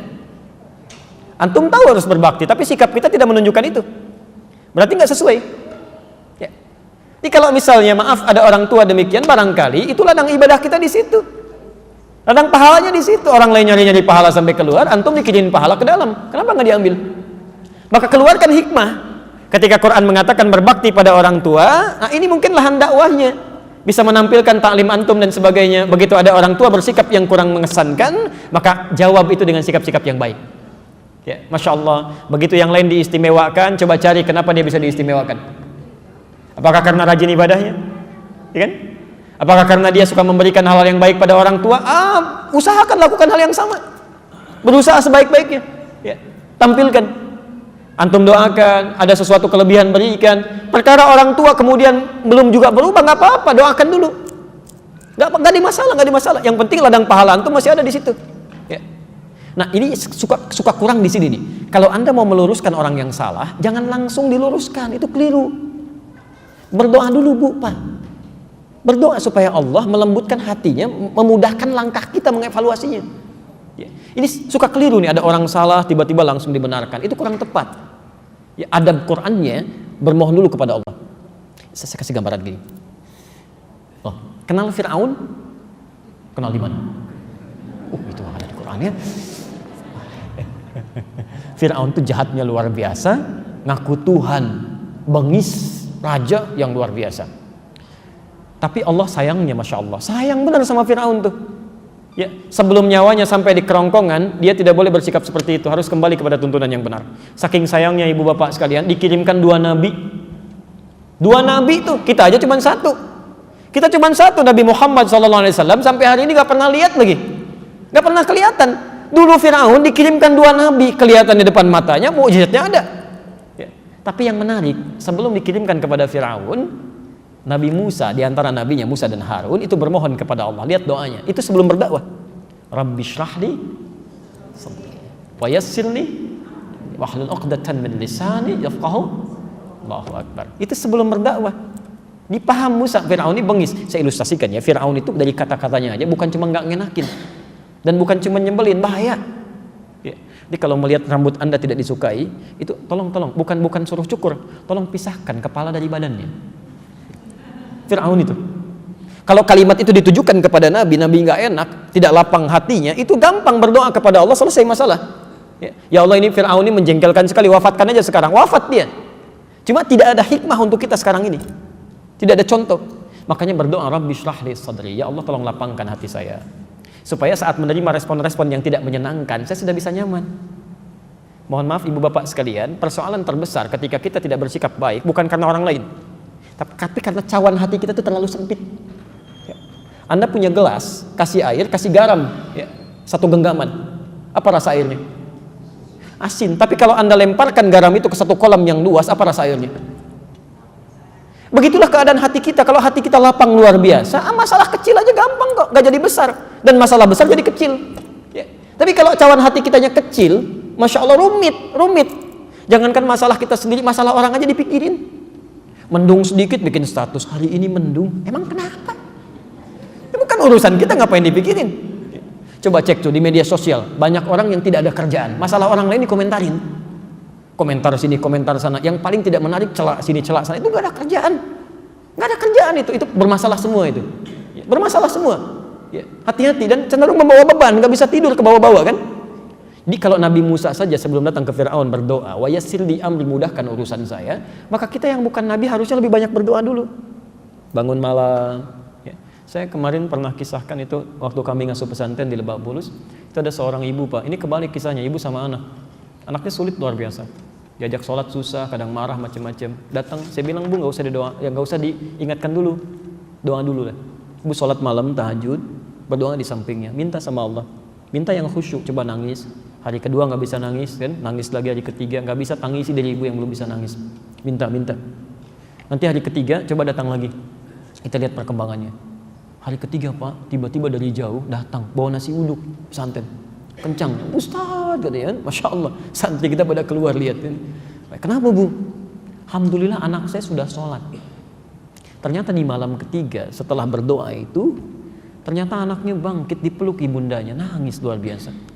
Maafkan saya Ma katanya, saya menyakiti Mama sampai menangis tiap malam saya dengar itu. Saya bukannya nggak mau sholat, tapi dari dulu, ini poinnya, Papa sangat sibuk, Mama juga begitu. Jadi saya simpulkan untuk ngapain sholat, teman-teman juga nggak sholat, biasa aja sekolahnya, kan? Akhirnya mulai sadar, dia belajar, bahkan ditunjuk santri kami untuk mengajari. Sampai sekarang bukan cuma sholatnya yang bagus, mulai menghafal Quran. Sudah berapa juz luar biasa itu. Coba ibu mendekat dulu kepada Allah, minta ya Allah, lembutkan hatinya, sentuh diri kami jangan sampai berbuat maksiat. Karena ridha Allah pun diturunkan pada ridha orang tua. Tadi sudah disebutkan hadisnya ya di Al-Adabul Mufrad nomor hadis yang kelima, kan? Ridha Allahi fi ridhal walid wa sukhtullahi fi sukhtil walid. Ridha Allah akan turun pada ridha kedua orang tua, demikian murka Allah diturunkan pada murka orang tua. Karena itu saya mohon maaf kalau ada sikap yang kurang baik, sesungguhnya posisikan sebagai ujian untuk mendapatkan pahala. Kapan lagi dapat pahala seperti itu? Gak usah nyari-nyari. Masya Allah, orang nyari-nyari keluar, antum ada di dalam. Ya. Gak enak biasa, karena setiap ujian itu jarang mengenakan. Ya, justru yang paling berbahaya itu ujian yang terasa enak. Ya. Awas, hati-hati, peningkatan harta itu ujian. Peningkatan kedudukan itu ujian. Sama halnya dengan yang kehilangan itu ujian. Jadi jangan dikira kalau antum sedang meningkat harta benda itu aman dari ujian. Tidak, kadang-kadang suka lupa di situ. Ya. Saya ke Bapak dulu, silakan Pak. Kalau khair. Al-Baqarah ayat? Saya tidak menyebutkan Al-Baqarah 27. Ayat 31 sampai dengan 34. Oh, Al-Maidah ayat ke-27, Quran surah 5. Baik. Baik.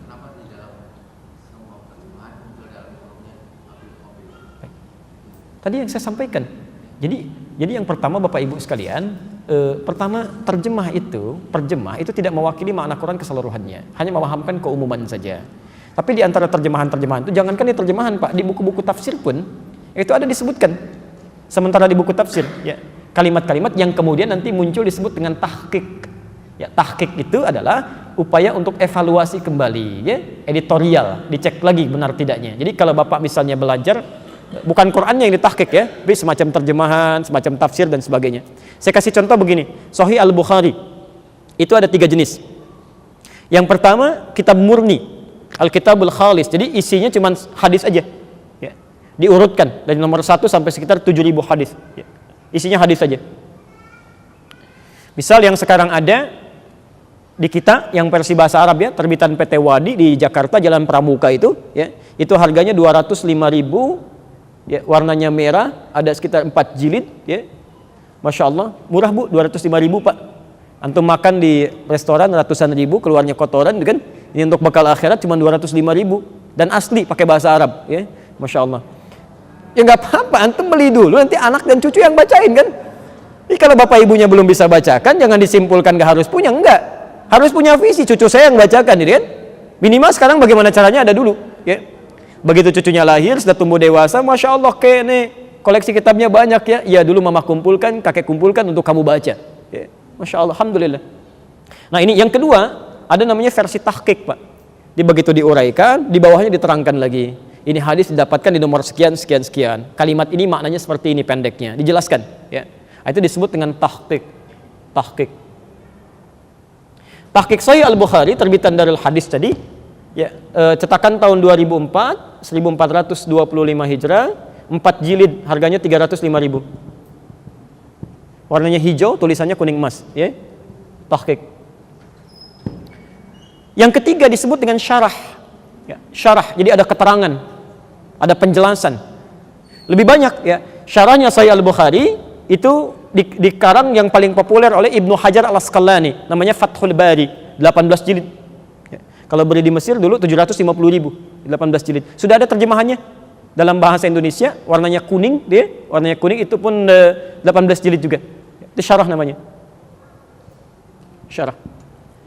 Nah, jadi keterangan hadis ini kemudian ditahqiq, dilihat editorialnya, dirujuk lagi, ya. Kemudian dijelaskan kalimat-kalimatnya di sini.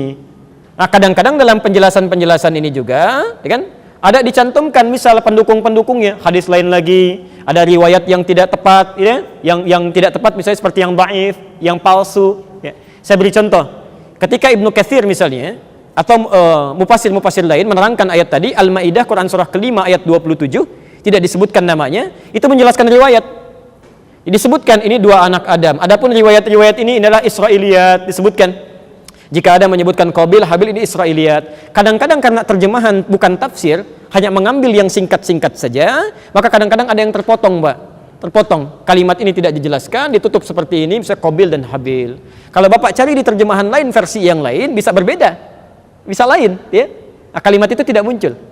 Nah, jadi maksud saya tidak harus kalau didapatkan di terjemahan itu berarti benar, tidak. Kadang-kadang ingin memotong sesuatu, tapi barangkali fungsi atau keterangan lain tidak termaksudkan di situ. Yang kedua, maaf, kadang-kadang di terjemahan itu ada makna yang tidak terwakili. Di sini pandai-pandai kita mesti melihat tafsir. Saya kasih contoh begini. Apa ayat yang pertama turun kepada Nabi? Iqra. Apa artinya? Bacalah. Sekarang buka Quran surah 29 ayat 45. Al-Ankabut ayat 45. Oke. Ada ayatnya? Perhatikan kalimatnya. Utslu ma uhiya ilaika minal kitab wa aqimis shalah. Innas salata tanha 'anil fahsya wal munkar. Sekarang perhatikan terjemahan ayat-ayatnya apa? Utslu diterjemahkan apa di situ? Bacalah. Yang bukan bacalah, boleh Anda angkat tangannya, saya berikan buku sekarang sebagai hadiah. Ada buku kami baru dicetak, saya kasih hadiah.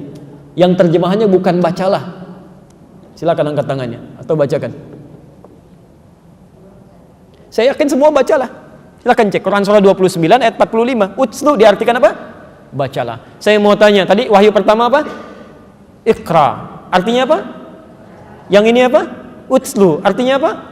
Kok bisa dua kalimat berbeda, terjemahannya sama? Ya. Kok bisa? Padahal kan Allah bisa berfirman, kenapa enggak dua-duanya Iqra saja? Nah, karena ternyata maknanya lain. Kalau Iqra itu hanya sekedar baca, tanpa menuntut pemahaman pada yang dibaca. Jadi kalau Anda melihat tulisan misalnya, Anda baca saja, tapi tidak menuntut kita paham, yang penting baca, itu Iqra namanya. Iqra. Jelas ya? Bacaannya disebut dengan qiraah. Makanya saat kita baca Quran ada yang namanya qiraah, orangnya disebut qori. Siapa mereka? Adalah orang-orang yang biasa baca Quran walaupun nggak paham isinya. Ya. Kalau bukan firman Allah, mustahil di muka bumi ini ada orang membaca sesuatu nggak ngerti isinya, mustahil itu. Ya. Silahkan taruh Bapak Ibu sekalian, taruh koran misalnya di sini atau majalah berbahasa Jepang, mau dibaca nggak? Kenapa? Nggak ngerti Quran, nggak ngerti masih mau dibaca. Kalau bukan firman Allah mustahil itu. Dibaca lagi, baca, padahal nggak ngerti isinya. Ya. Coba dari sekian ayat yang dibacakan, berapa yang dimengerti? Ini poinnya. Tapi kalau Anda menemukan kata utslu, itu dari kata tilawah. Tilawah, dia punya 3 arti. Ya. 1, baca. 2, pahami apa yang dibaca. 3, amalkan apa yang telah dipahami. Ya. Baca, pahami, amalkan. Kenapa wahyu pertama ketika turun kepada Nabi menggunakan kalimat Iqra bukan utslu? Itu untuk menegaskan keummian Nabi. Sifat Nabi yang jangankan paham, bacanya nggak bisa. Ya. Litakidi ummiyati Muhammad sallallahu alaihi wasallam. Jadi kalau ayat pertama turun mengatakan utslu, ayatnya salah. Karena Nabi itu jangankan paham, bacanya nggak bisa. Tapi setelah Qur'annya ditanamkan oleh Allah dalam jiwanya, dihadirkan di jiwanya, berdasarkan keterangan Qur'an surah 75 ayat 16 sampai dengan 18, posisi paling kanan sebelah bawah, ya. La tuharrik bihi lisanaka lita'jala bi. Kamu jangan cepat-cepat melafadzkan Qur'an karena ingin mendapatkannya. Inna 'alaina jam'ahu wa Qur'anah. Biarkan kami yang menanamkan Qur'an di jiwamu, ikuti saja bacaannya. Ya. Fa idza qara'nahu fattabi' Qur'anah. Maka kami apabila bacakan Qur'annya, cukup ikuti dengan tenang. Ketika Qur'annya sudah masuk, turun perintah-perintah ibadah. Di antara perintah ibadah itu salat. Perintah pertama di Quran ketika kita akan sholat, kata Quran, utlu, baca dulu segala hal yang terkait dengan sholat. Ma'uhiya ilaika minal kitab, yang dibawa oleh Nabi. Tapi bukan sekedar baca, pahami. Ya. Jadi begitu Anda takbir, yang diinginkan dalam takbir Allahu Akbar, lisan mengucapkan, pikiran menerjemahkan. Ya. Hati meresapi. Jadi kalau nggak seperti itu, nggak paham yang dibacakan, itu mengganggu kekhusyuan nanti. Ya. Harusnya otomatis begitu lisan mengucapkan Allahu Akbar, pikiran otomatis Allah Maha Besar. Hati meresapi, ya Allah saya ikrarkan Kau Maha Besar, kenapa saya selalu merasa besar dalam kehidupan, sombong pada orang lain, angkuh pada pasangan hidup, besar kepala dengan tetangga, hadir sifat itu, lalu minta ampun. Dibacakanlah Allahumma ba'id baini wa baina khataayaya. Kalau sebelum salat ini hamba membawa dosa yang cukup banyak, ya Allah, mohon jauhkan antara hamba dengan kesalahan hamba seperti Engkau jauhkan antara timur dengan barat. Tidak pernah ketemu lagi. Al-Bukhari nomor hadis 711. Jadi kalau Anda tidak bisa menyertakan dengan pemahaman, liar nanti setan masuk. Lisannya Allahu Akbar gitu kan, tapi pikirannya jemuran hu akbar, jemuran belum diangkat karena hujan, kan? Sedang sholat, ya, mobil hu akbar, macam-macam, lain, yang tinggi lain, ya, karena setan masuk. Jelas ya? Jadi bahasa Qurannya, mohon maaf ada isyarat di sini, ada isyarat. Bahkan kebanyakan orang sholat itu tidak paham, tidak mengerti apa yang dibaca dan dilakukan dalam sholatnya.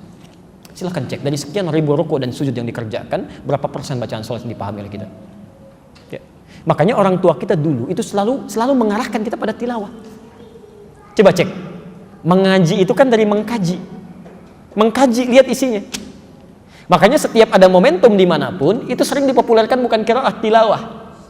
Silahkan ceknya. Setiap ada acara kan ada yang ngaji disebut qari, yang di samping ada menerjemahkan kan, ya, supaya dipahami maknanya. Siapa namanya? Sari tilawah. Ya. Saya sering katakan dulu kan, barangkali yang pertama kali menerjemahkan Bu Sari, makanya disebut Sari Tilawah gitu kan. Kalau Pak Adi mungkin Adi Tilawah ya, Pak Edi Edi Tilawah gitu. Jadi Sari Tilawah itu nggak ada ya, yang ada tilawah. Ya. Cuma karena Bu Sari yang pertama kali tilawah disebut dengan Sari Tilawah barangkali. Jadi Pak demikian ya poinnya. Kita bacakan kembali pelan-pelan. Bagaimana hukumnya bila seorang laki-laki menikahi Nasrani? Maksudnya perempuan non-muslim. Apakah perkawinannya sah? Apakah dia melakukan hubungan tidak atau berzina? Baik. Bagaimana dengan Nabi Nuh, Nabi Lut dan Asiyah, istrinya Fir'aun? Baik. Mari kita lihat, ini pertanyaan bagus sekali dan dikomparasikan dengan kisah yang berbeda dan kias yang berbeda. Pertama, larangan menikah beda agama itu jelas sekali. Quran surah kedua Al-Baqarah ayat 221, posisi paling kanan sebelah atas. Quran surah kedua Al-Baqarah ayat 221. Oke, wala tankihul musyrikati hatta yu'min wala amatun mu'minatun khairum min musyrikati walau a'jabatkum. Wala tunkihul musyrikina hatta yu'minu wala 'abdun mu'minun khairum min musyriki walau a'jabakum. Ulaika yad'una ila an-nar. Ulaika yad'una ila an-nar. Allahu akbar. Wala tankihul musyrikat, jelas. Dan jangan pernah nikahi perempuan yang musyrik. Jadi nggak boleh laki-laki muslim menikah dengan perempuan yang musyrik, itu nggak boleh, haram hukumnya. Laknya nahyi di situ. Ya. Bapak Ibu sekalian, mana yang musyrik itu apa musyrik? Menyekutukan Allah kan? Ya, menyekutukan Allah. Ya, bagaimana dengan orang yang mengatakan Tuhan itu ada bapaknya, ada anaknya, kan? Tuhan itu tiga, Tuhan itu bersyirikat. Itu yang paling musyrik luar biasa. Itu kezaliman terbesar. Inna syirka la zulmun azim, kan? Makanya kata Ibnu Abbas, tidak ada kemusyrikan paling besar, kezaliman paling besar di samping yang mengatakan Tuhan punya anak. Oke. Jadi kita langsung bisa jawab saja bahwa seseorang yang menikah dia dalam keadaan muslim, sudah tahu dalam keadaan muslim, kan? Kemudian dia menikahi hal yang dilarang di Quran, maka hukumnya maksiat. Di pernikahannya dipandang sebagai pernikahan yang maksiat, hubungannya masuk dalam kategori zina sepanjang dia tidak bertobat dan kembali kepada Allah Subhanahu wa taala. Dan fasakh hukumnya. Kalau diketahui dia harus dipisahkan. Ya. Kalau perempuan, hati-hati. Bahasa Qur'annya wala tunkihu, jangan dinikahkan. Artinya kalau ada anak perempuan menikah dengan non muslim, kemudian terjadi pernikahan, bahkan bapaknya yang menikahkan, misal atau ridha saja, itu bukan cuma anaknya yang dosa, orang tuanya ikut dosa. Ikut dosa. Karena beban dari perempuan itu yang menikahkan walinya. Jelas ya? Itu walinya, hati-hati ya, hati-hati. Adapun kasus dengan Nabi Nuh itu berbeda, lain halnya. Ya, beda. Anda harus bedakan antara muslim dengan muslimah yang bermaksiat. Lain gitu kan? Ya. Nabi Nuh dalam keadaan muslim, dia berislam dengan baik, dalam keadaan sebelumnya sudah berumah tangga. Ya, diangkat mendapat hidayah, diangkat ditetapkan sebagai seorang rasul. Ya. Sama Nabi Muhammad SAW itu kan hanif sebelumnya. Khadijah juga demikian. Ketika Nabi Muhammad diangkat sebagai seorang rasul, ditetapkan, ngajak istrinya kan berdakwah. Itu sudah berumah tangga, sudah hanif sebelumnya. Maka diajak mau ikut. Nabi Ibrahim ketika menemukan Allah, tadinya kan mencari, lihat matahari, lihat bulan, lihat sana sini gitu kan, sampai menemukan Allah, diajak istrinya beriman. Nabi Nuh juga dalam keadaan demikian, mendapatkan risalah, beriman, diajak istrinya. Ya, ketika tidak mau dia beriman, bahkan anaknya tidak mau, Quran turun mengatakan innahu laisa min ahlik, dia bukan keluargamu. Selesai. Pisah di situ. Tapi berarti dakwah berjalan. Ya. Sama dengan Asiyah kan? Asiyah dengan Fir'aun sudah berumah tangga sebelumnya. Ya, ketika Musa diutus didakwahi, Asiyahnya beriman, Fir'aunnya tidak. Ya kan? Cuma dia menyembunyikan imannya untuk berdakwah kan? Dia ajak dan sebagainya. Ya, itu poinnya. Tapi kalau misalnya seseorang sudah beriman sebelumnya, sudah muslim, ya, dan dalam keadaan belum menikah, tidak boleh menikah dengan pasangan yang bukan muslim, itu tidak seiman. Dosa hukumnya. Dan bahkan maaf bahasa Qur'annya, ulaika yad'una ilan nar, nanti banyak madaratnya yang mengajak pada neraka. Hubungannya sudah salah, pandangannya sudah keliru, semuanya zina aja. Ya, haram gitu kan? Dan sebagainya. Dan segala perangkat kehidupannya akan kacau, nggak akan enak tuh. Nggak akan enak, ya. Tidak ada kemunafikan terbesar kecuali di satu tempat, mohon maaf ya, satu tempat ibadah pada Tuhan yang berbeda, tapi sama-sama saling mengingkari. Ya kan? Kita toleransi aja, nggak apa-apa, kamu ibadah di sini, saya di sini, kamu kamar sini, saya kamar sini. Tapi ketika berdoa di sini mengingkari, ya, yang itu nggak benar, ini yang benar. Ini mengatakan itu nggak benar, ini yang benar. Nggak akan maslahat kehidupannya. Ya. Makanya kata Buya Hamka, sesungguhnya orang-orang, maaf, yang terjebak dengan kemunafikan tingkat tinggi, yaitu orang yang hadir pada ibadah agama umat lain. Itu hipokrit paling tinggi kata beliau. Karena dia datang pada satu acara, hatinya mengingkari. Kok bisa hati orang mengingkari datang pada satu tempat yang ada? Ya. Anda diundang ke satu tempat, tapi Anda nggak suka dengan acaranya, segalanya Anda ingkari itu, tapi Anda hadir di situ, kan aneh itu. Ya. Itu paling aneh. Ya.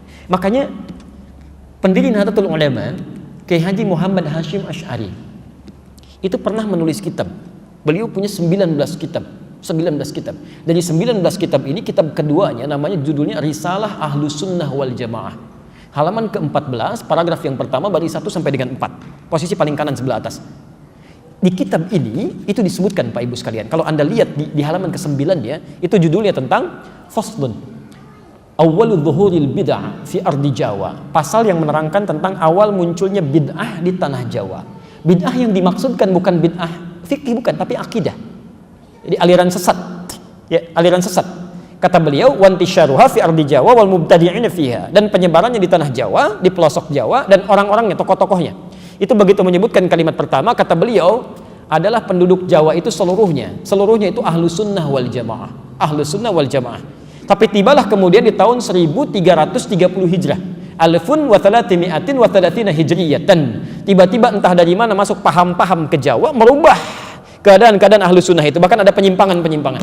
Ya. Halaman 10-nya paragraf kedua baris 1 sampai 3, posisi paling kanan sebelah bawah. Di antara aliran menyimpang itu, ini bukan kalimat saya, tapi saya bacakan kembali dari kalimat kitabnya. Wa minhum rafidhiyuna. Di antara aliran menyimpang itu yang bid'ah itu ada aliran Rafidah. Rafidah itu nama lain dari Syiah. Ya, disebut Rafidah dari kata rafadha, artinya menolak. Karena Syiah itu menolak kekhalifahan Abu Bakar, Umar, Utsman. Ya, mereka katakan Ali yang berhak.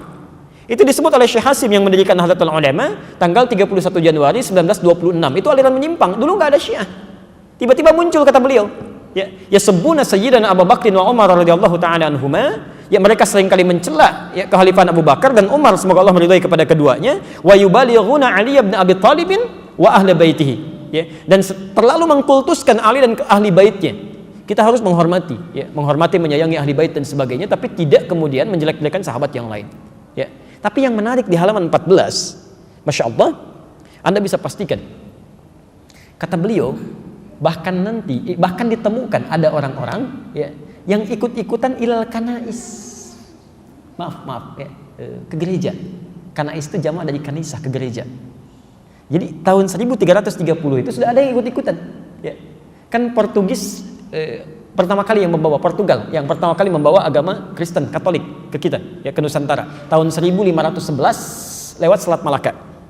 Dia masuk ke wilayah timur, membawa 3 misi, gold, glory, and gospel. Ya. Gold dia mencari rempah-rempah, ya. Emas dulu disebut dengan emas hijau, emas hijau. Jadi ada teh, ada kopi. Ya, nanti dikemas kemudian oleh Belanda di kemudian hari, dia coba tanam kopi di wilayah yang sekarang disebut dengan Pondok Kopi. Tapi dia gagal. Ya, lalu dia pindah ke daerah ke Pariangan, ya Periangan, ke daerah Bandung ke sana, dekat sedikit ke Malabar, berhasil di situ sampai ekspor pertamanya itu nomor 2 setelah Yaman. Ya, Yaman punya Arabica saat itu. Kemudian ekspor keduanya sama dengan Yaman, ekspor ketiganya melebihi Yaman. Sampai dia bikin pemancar di situ, disambungkan kemudian ke Paris, ditembuskan ke Belanda. Maka dikenal dengan Paris van Java, Bandung pada saat itu. Nyambung, ya. Makanya kalau Anda ke Belanda atau ke Eropa mengatakan I want a cup of Java, I want a cup of Java, itu minta kopi. Blender kopi sampai sekarang ada, ya. Sebagian kemudian diambil dari Pagar Alam yang Palembang di sana, ya. Makanya Anda akan temukan, dan biasanya itu kopinya robusta, daerah-daerah sana, diambil dari sana, ya. Itu saya baca. Jadi di kakak kami waktu ke Leiden itu tadi tentang kopi kita diskusi, bawa, ya, sampaikan. Nah, itu poin-poin yang hadir ke kita. Saya sambungkan dulu. Kenapa nyampe ke kopi? Jadi Portugal bawa itu gold, glory, dia mencari ekspansi penjajahan, gospel, dia bawa kepercayaan dia, Injil. Ya. Dia datang kemudian dia sebarkan. Apa yang pertama dilakukan itu bangun tempat ibadah. Dalam bahasa Latin, bahasa Portugis disebut dengan igreja namanya, igreja. Lisan orang kita kan kadang suka menyingkat, ya, merubah berdasarkan perjalanan waktu. Igreja menjadi gereja. Di gereja itu bukan bahasa Indonesia, dari bahasa Latin asalnya igreja. Bagaimana cara ibadahnya? Pertama mereka datang ke situ, itu 2 hari setelah orang Islam ibadah. Di orang Islam umumnya hari Jumat mereka ke masjid, 2 hari setelah itu mereka berangkat ke gereja. Ya. Nah, cara menyembah orang-orang Katolik nih sampai sekarang itu nggak langsung menyembah Tuhannya, lewat perantara. Jadi kalau mau ditebus dosanya datang kepada Bapa, gitu kan, minta pengakuan dosa dan sebagainya. Disebut dengan Santo. Pada saat itu yang disembah Santo Domingo. Jadi ketika berangkat ditanya mau kemana mereka, nyembah Santo Domingo, ke gereja. Santo Domingo. Lisan orang kita senang menyingkat. Santo Domingo menjadi minggu sampai hari ini. Tidak pakai o. Nah, itu disingkat jadi minggu. Minggu itu nggak ada, Pak, Bu, nggak ada. Itu bukan bahasa Indonesia asli, bukan. Ya, dulu Ahad, semua mengatakan Ahad. Ya, Santo Domingo disingkat jadi minggu. Orang kita kan senang menyingkat, bahkan kadang jauh, ya. Saya kalau sejak di Timur Tengah olahraga, misal kita main bola. Itu kalau ada Abdurrahman, orang Arab panggil Abdurrahman, ta'alina wazzi'. Abdurrahman sini oper bagi. Orang kita enggak. Man oper. Ali li dia di. Domingo, minggu. Hadirlah sampai hari ini. Di masa tahun 1330 Hijrah berkembang itu, Kiai Haji Hasyim Asy'ari memberikan fatwa, tidak boleh ikut-ikutan masuk ke gereja. Bahkan beliau menghukumi siapa yang ikut ke sana mizayyim, bahkan sekedar mengenakan simbol-simbol, pakai topi dan sebagainya, fahuwa kafir, maka ikut dalam kekafiran mereka.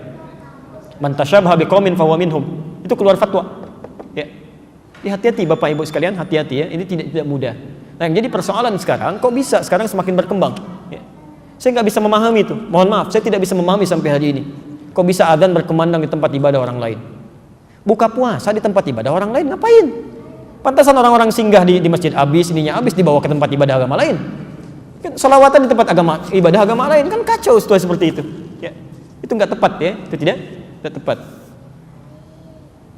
Jadi maksud saya, tolong jangan sekali-kali dikiaskan sesuatu dengan hal yang berbeda, itu salah. Ya, al-qiyas ma'al fariq batil. Menganalogikan sesuatu dengan yang tidak tempat itu hukumnya gugur. Jadi jangan sampai dikiaskan menikah dengan laki-laki atau perempuan non muslim, dikiaskan dengan kisah Nabi Nuh atau kisah dengan Asyah dengan Fir'aun, itu kias yang berbeda, 2 hal yang salah. Dan sekarang kita dihadapkan pada permainan seperti ini, permainan kata-kata seperti ini. Jadi ada dalam ilmu logika perbandingan yang fatal akibatnya, salah premisnya, keliru kesimpulannya. Ya, coba pilih mana dalam konteks pemilihan, orang Islam, pemimpin muslim yang koruptor atau non muslim yang jujur, pilih mana?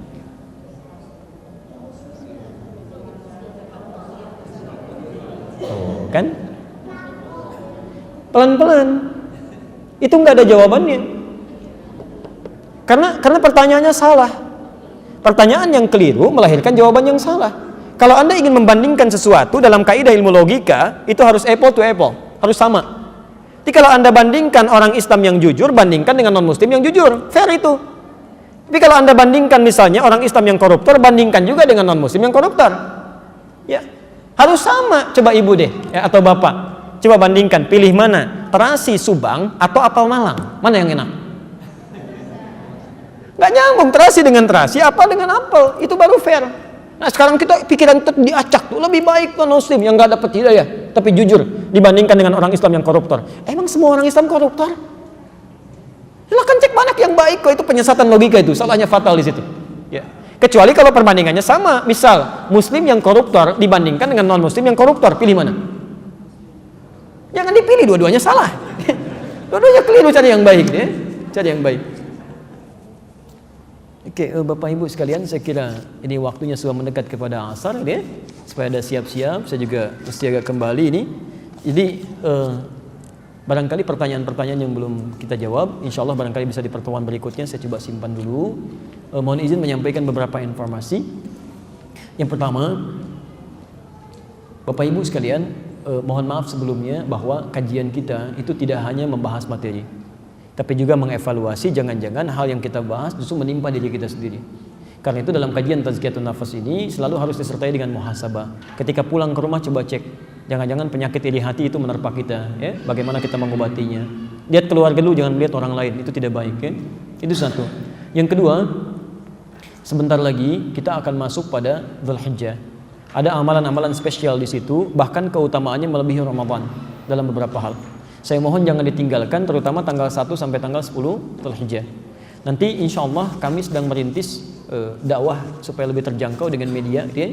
Kita sedang membuat sekarang disebut dengan kita namakan Akhyar TV. Akhyar TV. Nanti malam ini ada Tazkiyatun Nafas juga live itu ya. Di Akhyar TV bisa via Android juga atau di handphone smartphone Anda. Bisa dilihat secara langsung kalau koneksi internetnya bagus. Akhyar TV pakai KH ya. Akhyar TV. Akhyar.tv ya. Dan setiap hari Kamis ya, malam Jumat ba'da maghrib dan ba'da isya kita itu adakan live untuk kajian tentang tuntunan Idul Adha, tuntunan Dzulhijjah dalam Al-Quran dan Sunnah. Adapun bagi Anda yang sekiranya belum bisa mendapatkan materi-materi catatan, nanti insya Allah mohon kalau nanti ada yang ke Bekasi, saya nanti titipkan buku ya. Nanti tolong bisa dibagikan dengan teman-teman yang biasa ta'lim atau di masjid ini juga untuk perpustakaannya ya. Jadi kami titipkan. Di situ ada panduan untuk bisa mempelajari keutamaan-keutamaan bulan Dzulhijjah. Kalau ingin lihat kajiannya di malam Kamis ya ba'da Jumat, dan besok juga pagi insya Allah ada live sekitar jam 9 ya untuk ibu kalau ingin lihat materi fikih salat, sifat salat Nabi SAW ya. Kami kira itu yang kami sampaikan. Insya Allah kita berjumpa lagi kesempatan yang akan datang. Saya pesankan jika ada yang benar dari uraian kami, itu dari Allah dan Rasulnya, silakan diamalkan. Tapi kalau ada yang keliru, mohon saya diingatkan. Saya boleh minta ya, boleh memohon permohonan saya. Tidak ada manusia yang sempurna. Kalau Bapak Ibu mendapati ada kekeliruan dalam uraian kami, tolong segera diingatkan. Sampaikan supaya saya bisa koreksi. Termasuk Anda boleh mau marah, mau mencela, mau macam-macam, langsung aja ke saya, kan? Kemudian luruskan supaya kita bisa merubah itu. Ya. Pak Ibu, saya juga mohon doa, ada kolega kami di kalangan ustadz juga, itu diuji oleh Allah dengan kanker lidah. Kena kanker lidahnya. Orang kanker di hati macam ini di lidah ya. Orang mulai bicara kenapa? Ternyata salah satunya yang menjadi sebab, tapi jangan dicela ya, itu nggak bagus. Salah satunya diungkapkan bahwa seringkali, wallahu a'lam apakah faktor ini atau bukan, tapi sebagian orang mengatakan ini seringkali mencela orang. Ini dalam ceramahnya cela ini, cela itu dan sebagainya, padahal yang tidak wajar, pada yang tidak boleh dicela gitu ya. Karena itu kalau Anda melihat saya menyampaikan sesuatu yang tidak tepat, silakan luruskan, sampaikan dan doakan, dan mudah-mudahan kita bisa lebih baik. Tinggalkan pendapat saya yang keliru, ambil pendapat ustaz-ustaz lain lebih baik dalam kehidupan kita. Subhanakallahumma bihamdika asyhadu an la ilaha illa anta astaghfiruka wa atubu ilaik. Wa akhiru da'wana alhamdulillahirabbil alamin. Assalamualaikum warahmatullahi wabarakatuh.